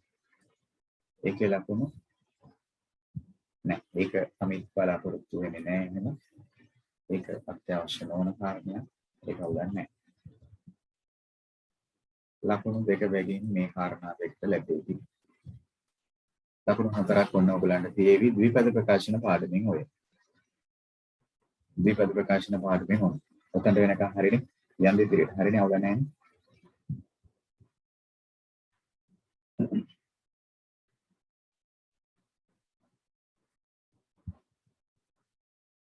ඊළඟට ඔන්න සමීකරණ කොටසිනු ද්විපද ප්‍රකාශන කොටසිනු කොටසක් දීලා තියෙනවා. මුලින්ම යම් බලන්න සමීකරණ. හිතෙනවා මේකත් සමහරක් විට අමාරු වෙන්නේ නැති කට්ටියට. bx x බෙදීම 2 ඍණ 5 සමානයි 2x ධන 1. විසඳන්න නම් ක්‍රම ගොඩාක් ඉතින් ඔළුවට එනවා. ඒ වුණාට මම ඔයාලට කියලා තියෙන විදියට වඩා හොඳ විදියක් මට දෙන්න අදහසක්. ඔයගොල්ලන් දෙන්න හොඳ විදියක් ඉස්සෙල්ලා පළවෙනි ස්ටෙප් එකේ විදියට ගන්න පුළුවන් හොඳ විදියක් ගැන අදහසක් දෙන්න. මොකද ඔයගොල්ලෝ හිතන්නේ? හොඳයි. ගොඩක් කටියගේ අදහස x ලව එක පැත්තකට ගන්න කියන්නේ. ඔව්. ඔක්කොමල්ලගේ වගේ අදහස තියෙන්නේ නොදන්නා පද ටික එක පැත්තකට ගමු කියලා. ඊට වඩා වෙනත් අදහසක් දුල්මිනි නැද්ද? වෙනත් අදහසක්? විනෝප වෙනත් අදහසක් නැද්ද? වෙනත් අදහසක්. ඔක්කොමල්ලගේ අදහස x ලව එක පැත්තකට ගන්න එක. හරි, හොඳයි. හොඳයි. මම කරන්නම්කෝ මෙහෙම. හරි කවන්නේ ඔයගොල්ලෝ කරපු විදියත් අවුලක් නැහැ ඉතින්. x ලව එක පැත්තකට ගන්න. මම එහෙම කරන්නේ නැහැ. මම මොකද දන්නවද කරන්නේ? මම මේ බෙදීම දෙක එලවනවා. මම මේ බෙදීම දෙක එලවනවා. මම හිතුවේ මුලින් මේක. කාටවත් ඒක හිතිලා නැහැ. මම නම් හිතුවේ ඉස්සෙල්ලාම මට කරදරයක් ඔය භාගේ තියෙන එක. ඒ නිසා මම මොකද කරන්නේ? ඔය භාගය එලවනවා. ඒ කිව්වේ බෙදීම දෙක. බෙදීම දෙකක් එලවන්න ඔයාලා දන්නවා ಗುಣ කිරීම දෙක. හැබැයි එයා විතරක් ಗುಣ කරන්න බෑනේ. අනිවාර්යෙන් පහත් දෙකෙන් ಗುಣ කරන්න වෙනවා. අනිවාර්යෙන් පහත් එහෙමනම් දෙකෙන් ಗುಣ කරන්න සිද්ධ වෙනවා. මෙයාවත් දෙකෙන් ಗುಣ කරන්න වෙනවා. 2x දෙකෙන් ಗುಣ කරන්න වෙනවා. එකක් දෙකෙන් ಗುಣ කරන්න වෙනවා. මුළු සමීකරණයම දෙකෙන් ಗುಣ කරගෙන යනවා. ඒකේ අරමුණ ඔන්න මේ බෙදීම දෙක එලව ගන්න. දැන් බලන්න මොකද වෙන්නේ කියලා. එහෙනම් මෙතනින් x 5 2 10යි. 2x දෙකෙන් ගුණ කරාම 4x. 1 කරත් 2 2යි. ඔන්න ඔය විදියට. දැන් මගේ කාරණේ මට අවශ්‍ය උනේ භාග ඉවත් කරන්න. ඕන මං ඉතින් බෙදීම දෙක එලවනවා. දැන් ඔයගොල්ලෝ කිව්වද x ලැබ එක පැත්තකට ගන්න. හොඳ විදියක්. ධන පොඩි එක්කෙනාව තල්ලු කරමු. මේ ධන x තල්ලු කරමු අනිත් පැත්තට. මේ ධන දෙක ගමු මේ පැත්තට. ඇයි මම පොඩි එක්කෙනාව යවන්නේ? ඒක මට පහසුයි. එහෙනම් ධන x අනිත් පැත්තට ඇදී ඒක ඍණ x වෙනවා. ධන දෙක මේ පැත්තට ඇදී ඍණ දෙකක් වෙනවා. එහෙනම් ඍණ 2යි මෙතන ඍණ 10ක් තියෙනවා. එහෙනම් ඍණ 12යි එකම ලකුණෙන් තියෙන්නේ එකතු වෙනවා. අඩු වුණාම 3යි x. දැන් x තනි කරන්න දෙපැත්තම 3ෙන් බෙදමු. එහෙනම් ඍණ 4යි. ඔයගොල්ලෝ කිව්ව උත්තරේ හරි. x සමානයි ඍණ 4 තමයි. ඔව් ඒක රමිත් දෙව්ෂාත් ගැටලුවක් නැහැ. අපි මෙතනදී කරන්නේ බෙදීම දෙක එලවන එකනේ. මොකද දෙව්ෂාත් කොහොමත් උතන x ලව එක පැත්තකට කොටු කරගන්න එපා ඔක්කොටම ගලින්. x ලව එක පැත්තකට කොටු කරගන්නත් එපා. ඒ ඔක්කොටම ගලින් මට පුළුවන් සමීකරණෙම දෙකෙන් ගුණ කරගන්න. කිසි අවුලක් නැහැ. ඒකේ කිසිම තහනමක් නැහැ. අපිට පුළුවන් මේ වැඩේ කරන්න. වැරද්දක් වෙන්නේ නැහැ සමීකරණයට. මොකද සමීකරණයේ පද හතරක් තියෙනවා. ඒ පද හතරම දෙකෙන් ගුණ කරගෙන යනවා. x බෙදීම දෙක කියන පදයක් දෙකෙන් ගුණ කරනවා. පහක් දෙකෙන් ගුණ කරනවා. 2x දෙකෙන් ගුණ කරනවා. එකක් දෙකෙන්. එක තැනක් විතරක් ගුණ කරලා ඉන්න නම් බෑ. එහෙම කරොත් වැරදි. එහෙම කරොත් දෙව්සාත් වැරදි. මුළු සමීකරණයම මම දෙකෙන් ගුණ කරගෙන යනවා. ඕගොල්ලෝ කියන විදිහට ඕනේ නම් ධන 2x හරි x ලව එක පැත්තකට අරගෙන එහෙම සුළු කරන්නත් පුළුවන්. ඔන්න මම ওই ගාන කරන විදිය. ඔයාලා කිව්ව කතාව හරි. එතෙන්ට වෙනකම් බලන්න විසඳුම හරිද කියලා ලකුණු 3ක් තියෙනවා. ඊළඟ එක තමයි ඔන්න වැදගත් කොටස. C කොටස. x ධන 1ට x සමාන 8 නම් x ගේ වර්ග ධන 1ට x ගේ වර්ග. හොඳයි. දෙව්ෂාත් විනාශයක් කරගෙන තියනවා වගේ මට හිතෙනවා C එක. කොහොමද ළමයි අපි ඒක කරන්නේ? මේක මං කරා. ඔයාලගේ අච්චු පොතේ මිශ්‍ර අභ්‍යාසයේ තිබ්බ ගැටලුව. මගේ ටියුට් එකේ මම මේ ගැටලුව දුන්නා. මතකද මේක ගත්ත විදිය? හොඳයි දුල්මිනිය හදලා තියෙනවා වගේ. එක්කෙනෙක් දෙන්නෙක් වගේ තමයි තාම හදලා තියෙන්නේ මට පේන විදියට. ඔව් ගොඩක් අයගේ පිළිතුර 64 කියන එක. අන්න හරි. තේම කියනවා අපිට මේක x වර්ග ධන 1ට x වර්ග හදාගන්න නම් වර්ග ආයිතයක් කරගන්න ඕනි කියලා. very good. ඔව් මේකට අපි කියන්නේ වර්ගායිතයක්. අපි මෙයා වර්ග කරන්න ඕනේ. එතකොට මෙයාවත් වර්ග කරන්න ඕනේ. එතකොට අනිත් පැත්තේ කෙනාවත් ගමිත් වර්ග කරන්න වෙනවනේ නේද? එහෙනම් දැන් අපේ කට්ටිය අන්න අයනි වැරදි කතාවක් කියනවා. අයනි ඔය කල්පනා කරන්නේ සමීකරණයක් කියලා. මේක සමීකරණයක් නෙවෙයි. මේක අපෙන් බලාපොරොත්තු වෙන්නේ සමීකරණයක් නෙවෙයි අයනි. x වර්ග ධන 1යට x වර්ගයයි අහන්නේ. මේක වර්ගායිතයක් කරගන්නයි ඕනේ. එහෙනම් මේක ප්‍රසාරණය කරන්න මතකද? x ධන 1යට x ගේ ප්‍රසාරණය මතකද? ඔන්න මම පැත්තක කරලා පෙන්නන්නම්කෝ. x ධන 1යට x ගේ ප්‍රසාරණය. ඕක තමයි අපේ දෙව්ෂාට අමතක. මේකේ අදහස මොකක්ද? මේ වගේම කුට්ටි දෙකක්, මේ වගේම වරහන් දෙකක්.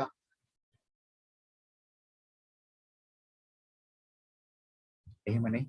කොහොමද කරේ එහෙනම්? මුල් පදේ x x කෙන් ගුණ කරා x ධන 1යට x.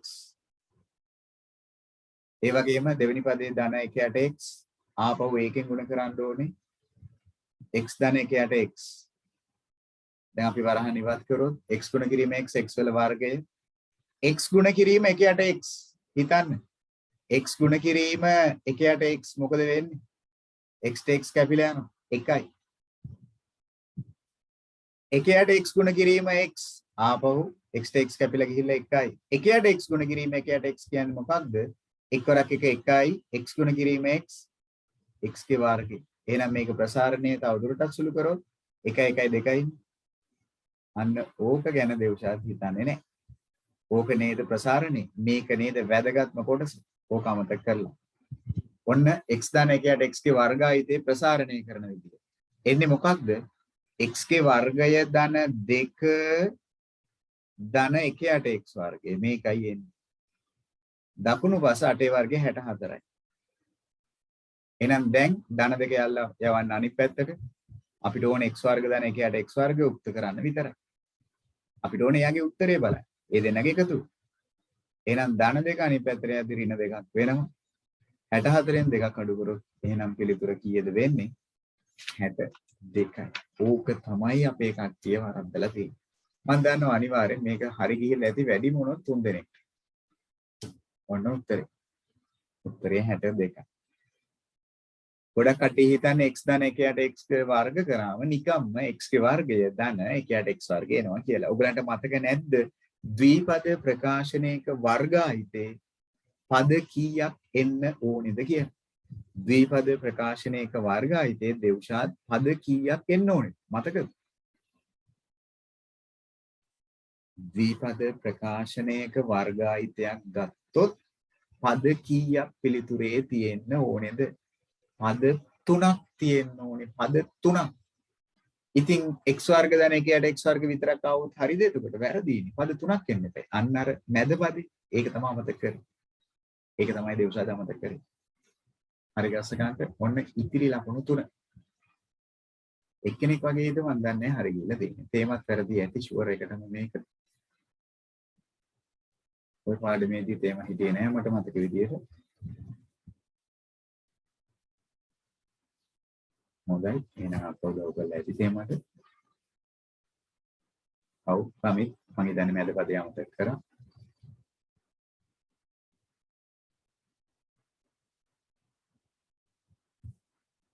අඩුපාඩු හරි ගස්සමු.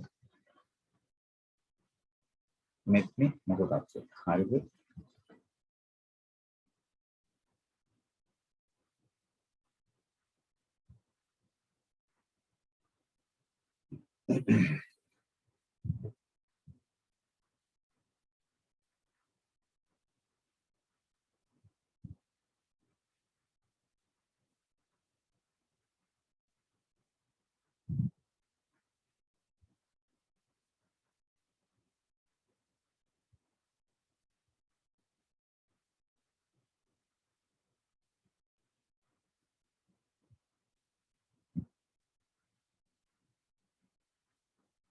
ඔව් මෙත්නේ ඒක තමයි වැරද්ද. එහෙනම් වැරදි. හොඳයි තේම. එහෙනම් එතනින් තමයි සම්බන්ධ වුනේ මට මතක විදියට.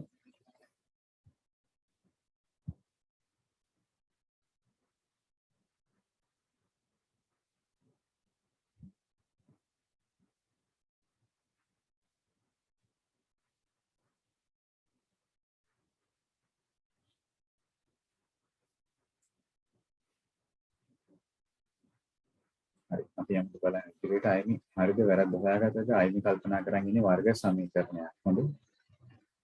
ඒ වැරද්දේ අයිමි ඉන්නේ. හරි නේද? හරි.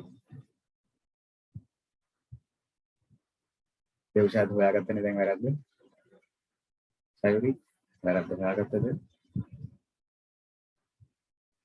දිනු මොකද අපේ? ජයසංක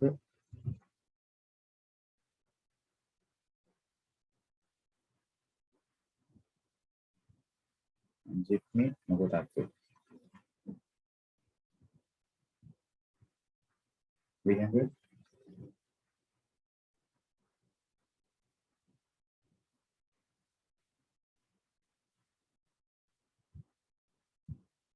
මොකක්ද අදහස් කරන්නේ බලමු. මේක වර්ගායිතයක් පූර්ණ වර්ගයක් එහෙම කියන්න පුළුවන්. ද්විපද ප්‍රකාශනයක පූර්ණ වර්ගයක්. එහෙම නැත්නම් වර්ගායිතයක්.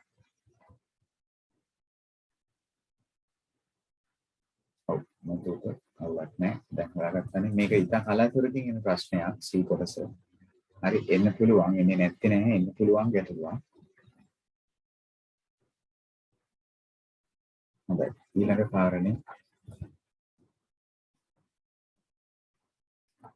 කුලක පාඩමේ අපි මේ වාරයේදී කතා කරපු කුලක කොටසෙන් ඔන්න දී ඇති ඒ කුලකයේ දක්වන තවත් ආකාර දෙකක් ලියන්නලු තවත් ආකාර දෙකක්. ඒතකොට මේ ඒ කුලකයේ පෙන්눔 කරලා තියෙන්නේ අපිට වෙන රූපයකනේ වෙනත් ආකාරයක්. ඉතින් වෙනත් ආකාර තමයි අපිට අවයව ටික අරගෙන ලයිස්තුගත කරලා මෙහෙම ලියන්න පුළුවන්. වැරද්දක් නැහැනේ 1 3 5 7 9 අවයව 5යිනේ තියෙන්නේ. ඔන්න අපි ලයිස්තුගත කරලා ලියමු. මේ ලියලා තියෙන වෙන රූපයකනේ. ඒව නැත්නම් අපිට ඕන නම් ඕක විස්තරයක් විදිහට දාන්න පුළුවන්. ඇත්තටම මොනවාද මේ 1 3 5 7 9 ප්‍රථමක සංඛ්‍යාවද? සමහරක් විට අපේ කට්ටිය ලියලා ඇති ප්‍රථම සංඛ්‍යා කියලා. ඔව් රමිත් මට හිතෙනවා එහෙම ලියලා ඇති කියලා. එහෙමද? නෑ. මේ ඇවිල්ලා ඔත්තේ සංඛ්‍යා. නිකම් ඔත්තේ සංඛ්‍යා කියන්න බෑ සීමාවක් තියෙන්න ඕනේ. බිඳුවක් 10ක් අතර. ඔත්තේ සංඛ්‍යා. එහෙම නැත්නම් එකේ සිට 9 තෙක් ඔත්තේ සංඛ්‍යා. එහෙම ලියන්නත් පුළුවන්. හැබැයි සීමාව මොකක් හරි තියෙන්න ඕන. හොඳේ. බිඳුවක් 10ක් අතර. එහෙම නැත්නම් එකේ සිට 10 තෙක් තියෙන ඔත්තේ සංඛ්‍යා මොකක් හරි සීමාවක්. නිකම් ඔත්තේ සංඛ්‍යා කියලා ලියලා නම් වැරදි ඉතින්. හොඳේ. ඒක තමයි වැරදි. බිඳුවයි 10 අතර ඔත්තේ සංඛ්‍යාවේ මොකක් හරි සීමාවක් පරාසයක් තියෙන්න ඕන. ඊළඟට B කොටස පහත දැක්වෙන කුලකවල අවයව දී ඇති වෙන රූප සටහනේ දක්වනවා. හරි. PQ කියලා කුලක දෙකක් නේ තියෙන්නේ නේද? පටන් ගමු P ටයි Q ටයි පොදු ටිකෙන්. C පොදුයිනේ. එච්චරයිද? නෑ F එකත් පොදුයි. C එකයි F එකයි නම් මැද්දට එනවා. බලන්න තොරතුරු හරියට ඇවිද්ද කියලා. C එකයි F එකයි. ඔව් තව ක්‍රමයක් ලියන්න බැරිද කියලා දොල්මිනිගේ අදහසක් තියෙනවා. හරි වං ඒකත් ලියන්න. අපිට ඕන නම් කුලක ජනන ස්වරූපයෙන් x දෙතිත x කෙසේ දෙයත් x යනු ඔත්තේ සංඛ්‍යාව. ඔත්තේ සංඛ්‍යාවකි කමා සීමාව බිඳුවට වඩා විශාලයි x 10ට වඩා අඩු. කොහොමද දක්වන්න පුළුවන්? x දෙතිතෙන් අදහස් කරන්නේ කෙසේද යත් x කෙසේද යත් x යනු ඔත්තේ සංඛ්‍යාවකි කමා පරාසය ලියන්න. මොන සීමාවෙද තියෙන්නේ? 0යි 10යි අතර. එහෙම ලියන්නත් පුළුවන්. කුලක ජනන ස්වරූපයෙන් ලියන්න පුළුවන්. ඔය ආකාර තුනෙන් ඕන එක. ක්‍රම 4යිනේ ඔක්කොම තියෙන්නේ. එක තමයි කුලක අවයව වලට ලියනවා. ඒකට අපි කියන්නේ ලයිස්තුගත කරනවා. එහෙම නැත්නම් විස්තරයක් විදියට වචනෙන් ලියන. එහෙම නැත්නම් තුන්වෙනි ක්‍රමය කුලක ජනන ස්වරූපය. එහෙම නැත්නම් ඒගොල්ලෝ මේ වෙන්නලා තියෙන්නේ වෙන රූප සටහන් ක්‍රමය. ඔය අවස්ථා 4 කුලකයක් නිරූපණය කරන්න පුළුවන් විදි. ඕකෙන් ඔය ඒගොල්ලෝ දෙකක් නේ ලියන්නේ. ඔය තුනෙන් ඕන එකක් ඕගොල්ලන්ට දාන්න පුළුවන්. හරි. එහෙනම් P ටයි Q ටයි පොදු ටික C එකයි F එකයි විතරයි. ඊට පස්සේ Q ගේ රවුමේ Q ට පමණක්යි ටික දාමුකෝ C එකයි F එකයි දාලා තියෙන්නේ නම් මෙතනට G. P එකේ ඉතුරු වෙන්නේ B එකයි E එකයි. හරිනේ. එතකොට වටේට ඔක්කොම A B C D E F G H I A එන්න ඕනේ B හරි C D එන්න ඕනේ E A B C D E F G H අකුර එන්න ඕනේ I අකුර එන්න ඕනේ බලන්නකෝ හරිද කියලා ඒක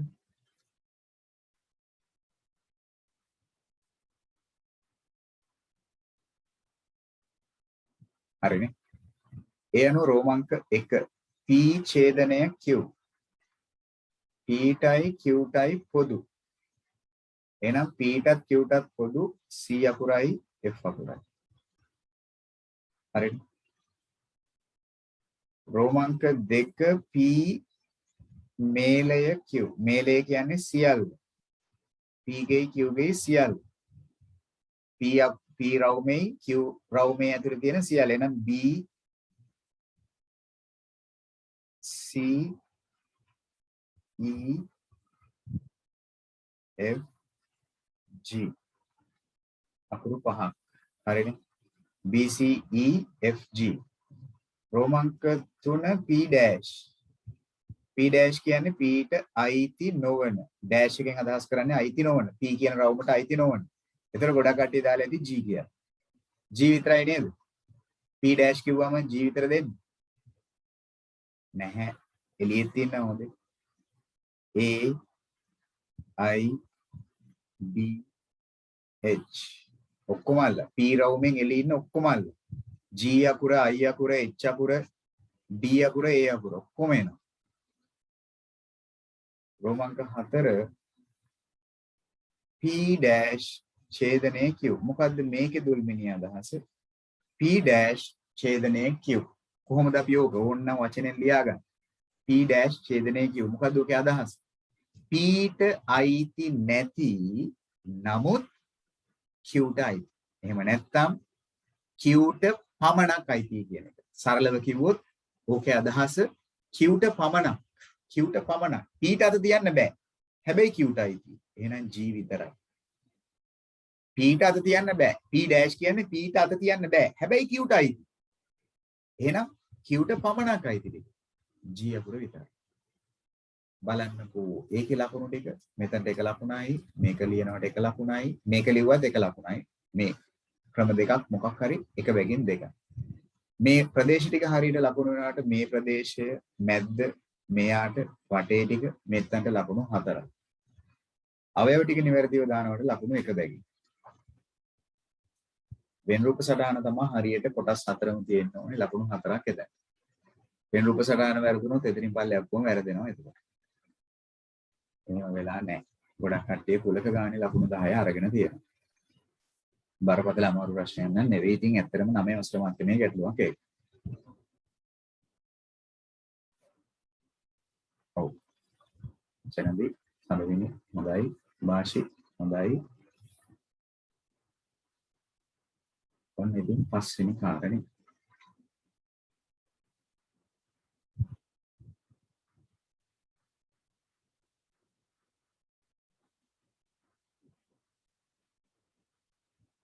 ඔව් සරලත්ව කුලකයේ කියන එක ලකුණු කළා නැහැ ඒක දැන්නේ නැති වුණාට අවුලක් නැහැ දානවා නම් හොඳයි සරලත්ව කුලකයේ ලකුණක් දානවා නම් හොඳයි මාජින් එකට ඒ කිව්වේ ඍජු කෝණාංශය තුලින් අදහස් කරන්නේ මහා කුලකේ එහෙම නැත්නම් සර්වත්‍ර කුලකේ කියන එක හරි හොඳයි නැත්නම් ඔන්න එහෙමනම් පස්වෙනි කාරණේ අංක 5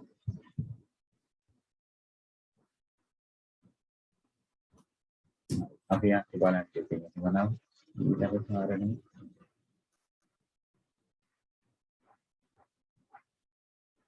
හරි අදවසේ අවසාන කාරණේ 6 වෙනි ගාන භාග ගැටලුව විවිධ රචනා ප්‍රශ්න කොටස යම් වෙන ඊළඟ ප්‍රශ්න හොඳයි තුනෙන් එකක් ධාන්‍ය වර්ගද පහෙන් දෙකක් බේකරි නිෂ්පාදනද විය ජංගම වෙළඳ සැලක ඇති භාණ්ඩ වලින් තුනෙන් එකක් ධාන්‍ය වර්ග තියෙනවලු පහෙන් දෙකක් බේකරි නිෂ්පාදනද වෙනවා. හරිද? ඉතිරියෙන් කියලා කොහේවත් තැනක කියන්නේ නැහැ. හොඳේ වර්ධවා තේරුම් ගන්න එපා. 3න් එකක් දාන්නේ, 5න් දෙකක් බේකරි. එම වෙළඳසැලේ ඇති ධාන්‍ය වර්ග හා බේකරි නිෂ්පාදන ප්‍රමාණය මුළු භාණ්ඩ ප්‍රමාණය. කියන්නේ මේ දෙකේම එකතුවනේ. මුළු ප්‍රමාණය ගැන නහන්නේ. ධාන්‍ය වර්ග සහ බේකරි. එතකොට ධාන්‍ය වර්ග 3න් එකයි බේකරි නිෂ්පාදන 5න් දෙක. අන්න මුළු ප්‍රමාණය හොයන්න මොකද කරන්න ඕනේ? ওই දෙක එකතු කරමු. දැන් ඉතින් එකතු කරන්න බෑනේ ඉතින්. මම හිතන්නේ නෑ කවුරුත් එකතු කරලා ඇති කියලා 2යි 1යි 3යි 5යි 3යි 8යි එහෙම කරන්නේ නෑ. හරය සමාන කරගන්න. 3යි 5යි පොදු හරය 15. 15 වෙන විදිහට හදාගමු. හරය 5න් නම් ලවයත් 5න්. හරය 3න් නම් ලවයත් 3න්. එහෙනම් 15න් පංගු 5යි 15න් පංගු 6යි. එකතුව එහෙමනම් ධාන්‍ය සහ බේකරි නිෂ්පාදන වලට 15න් පංගු 11යි. ඔන්න රෝමාංක 1. ඒක හරි. රෝමාංක 2 ඉතිරි භාණ්ඩ වලින් 4න් එකක් පළතුරු. ඉතින් 15න් 4ක්ම තියෙන්නේ බේකරි සහ ධාන්‍ය වර්ග නම් ඉතිරි කොටස බලලා ඉමු. ඉතිරි කොටස වෙන්නේ කොච්චරද? ඉතිරි කොටස වෙන්නේ ඔක්කොම තියෙන්නේ නැතිනේ 15න් 15ක්. ඇයි දැන් අර දෙකට 15න් 11ක් යන්න නම් ඔක්කොම 15න් 15ක් තියෙන්නේ නැතිනේ. එහෙනම් ඉතිරි ප්‍රමාණය වෙන්නේ කොච්චරද? 15න් පංගු 4ක්. ඒ ඉතිරි වන ප්‍රමාණයෙන් අන්න දැන් අල්ලන්නේ. අර ඉතිරි භාණ්ඩ වලින් මේ තියෙන්නේ අල්ලන්නේ. ඉතිරි භාණ්ඩ වලින් 4න් එකක් පළතුරු. එහෙනම් පළතුරු කොටස වෙන්නේ ඉතිරි වෙච්ච 15න් 4න් එකක්. එහෙනම් 4ට 4 කැපෙනවා 15න් එකයි.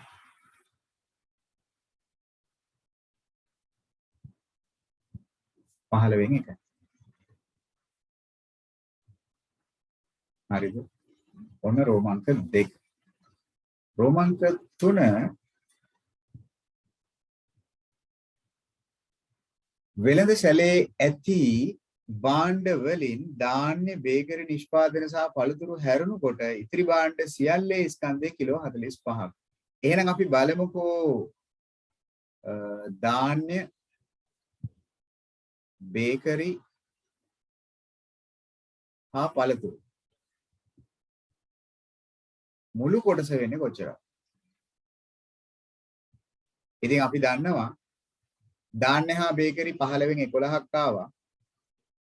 පළතුරු 15න් එකක් ආවා.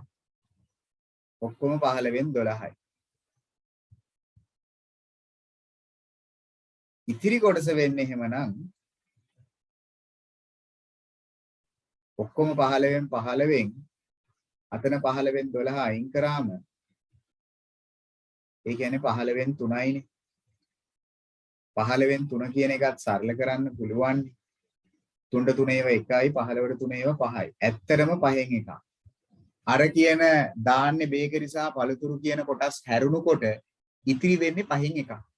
ඒ ඉතිරි වන ප්‍රමාණයේ ස්කන්ධය කිලෝග්‍රෑම් 45යි. එහෙනම් ඉතිරි වන ප්‍රමාණය කියන්නේ 5න් එකක්නේ. වෙන යම් විදියකින් 15න් 3ක් තමයි. එහෙනම් 15න් එකක් කියන්නේ කිලෝග්‍රෑම් 45.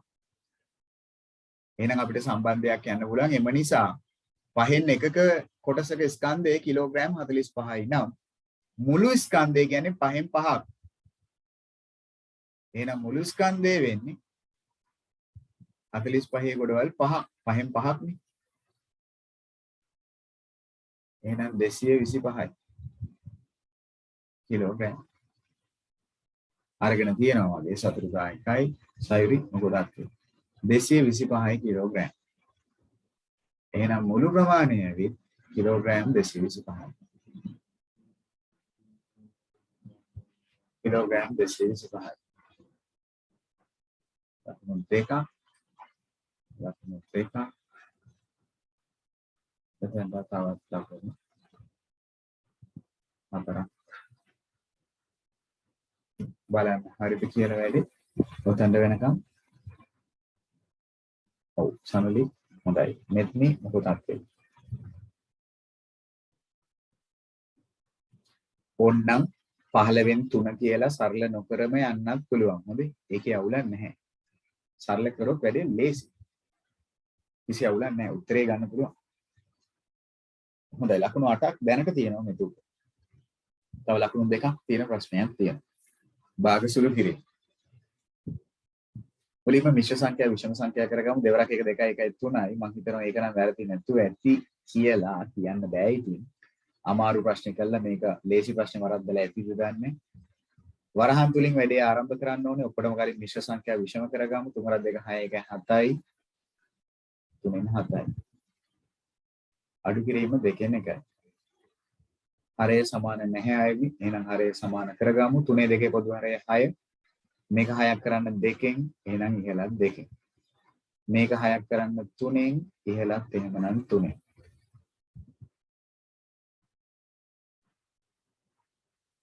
වරහන් තුල සුළු කරොත් 14යි.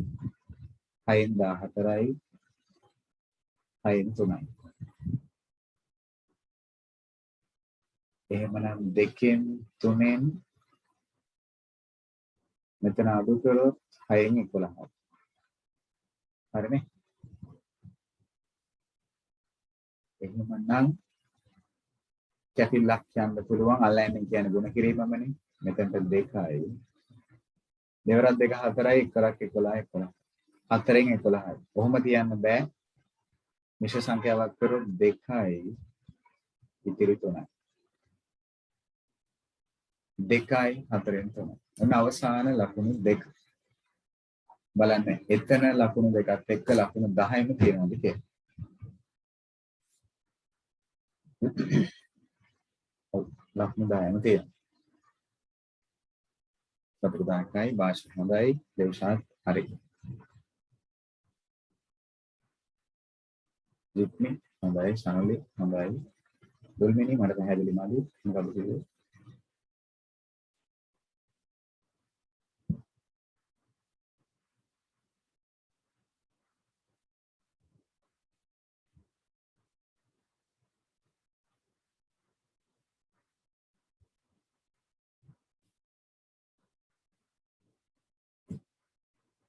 හරි ෂෝට් පුතේ කර්ම දෝෂ ඵල දීලා කියන්නේ.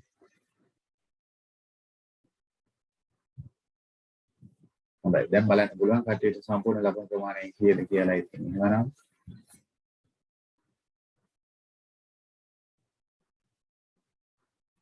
හොඳයි සම්පූර්ණ ලකුණු 60න් කීයද කියලා ආයෙත් හොඳයි සතුටුදායකයි හොඳයි 56 සීමා වෙන්න දුල්මිනි හොඳයි දේශාත් හොඳයි අර මිදි ගන්න තමයි ගොඩක් අයගේ ප්‍රශ්න තියෙන්නේ මම හිතන්නේ. ඔව් මට හිතන්නේ ඒක තමයි වැරද්ද තියෙන අයනේ. ඔව් තේම හොඳයි භාෂි හොඳයි සම්බන්ධිනි හොඳයි තනන්දි තව ලකුණු 10ක් විතර ආවනම් වටිනවා. හොඳයි සයිරි මොකදත්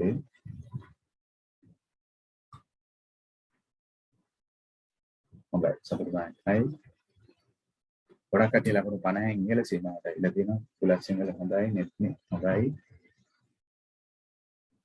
හරි ඔය විදිහටම අපි ඊළඟට බලමු අපේ ප්‍රශ්න පත්‍ර අංක 37 ඊළඟ දවසේදී. බදද දවසේ ඉඳන් අපි හම්බ වෙමු නැවත හෙට නැරී අනිද්දාට. එදාට කතා කරමු අපි ලඝු ගණක අභ්‍යාස මාලාව තිබ්බ සාකච්ඡා කරන්න. ඒකේ වැඩ ටික ඉවර කරලා ලඝු ටික ඉවර කරමු. හරි. ඒ නිසා ලඝු පාඩමේ අන්තිම කොටසට විතර නැති කෙනෙක් රෙකෝඩින් එක නැවත පොඩ්ඩක් බලලා ඒකේ වැඩ ටික සම්පූර්ණ කරන්න. එහෙම වුණොත් අපි බදාදා තියරි ක්ලාස් එක කරමු. බදාදා එහෙම වුණොත් බලන්නම් මම හවස් වරුවේ පොඩි වෙලාවක් පේපර් එකකට වෙලාව වෙන් කරගන්න. එහෙම බදාදා උදේයි හවසයි දෙකේම අපි වැඩ කරමු. උදේ අපි තියරි පන්තිය කතා කරමු ලඝු ගණක සම්බන්ධයෙන්. හවස් වරුවේ කොහොම හරි වෙලාවක් වෙන් කරගමු. පේපරේ අංක 37 කතා කරමු. 37 වෙනි පේපරේ කතා කරමු. හරි. මේ සති දෙකේ විතරක් සහයෝගයක් දෙන්න. වැඩ ටික කොහොම හරි සම්පූර්ණ කරගන්න ඕගොල්ලන්ගේ පැත්තෙනොත්. හරි. මම රෑ 10 12 පන්තිය මේ සතියේ පොඩ්ඩක් නවත්තනවා. සාමාන්‍ය උදේ වරුවේ අපි පන්ති ටික කරමු. හරි. වැඩ ටික කොහොම හරි කරමු. මම හිතනවා අවුලක් නැතුව ඉදිරි සති දෙක මට යන්න පුළුවන් වේවි. ඒ නිසා මේව වැඩ කරොත් ඒ නිසා කොහොම හරි වැඩ ටික ඉක්මනට ඉවර කරගමු. කලබලයක් නැහැ. හිමින් සැරේ වැඩ ටික කරගෙන යමු. හරි. ප්‍රශ්න පත්‍ර ගන්න පුළුවන් අදාළ ආයතන වලින් ඔයගලන්ට මේ විදිය ඔක්කොම ටියුබ් තියනවා දීලා ආයතන වලින් ගන්න පුළුවන්. මම හිතන්නේ ඔයගොල්ලෝ දැන් ඒක දන්නවා. හරි. එහෙමනම් අදිරි වැඩි මෙතනින් නතර කරන්න. රෙකෝඩින් එක අදහස් වේදන් කොට රැය වෙනකොට ආපහු දෙන්න. මොකක් හරි නැද්ද අවුලක් වුණා නම් ඒ ටික පොඩ්ඩක් බලලා නිවැරදි කිරීම කරගන්න. හරි. එහෙනම් ආයිබෝන ඔක්කොමලට හම්බෙමු හිතන්නේ අනිත් දේ නම් ආපහු. පරිස්සමෙන් ඉන්න උත්සාහයක් කරන්න.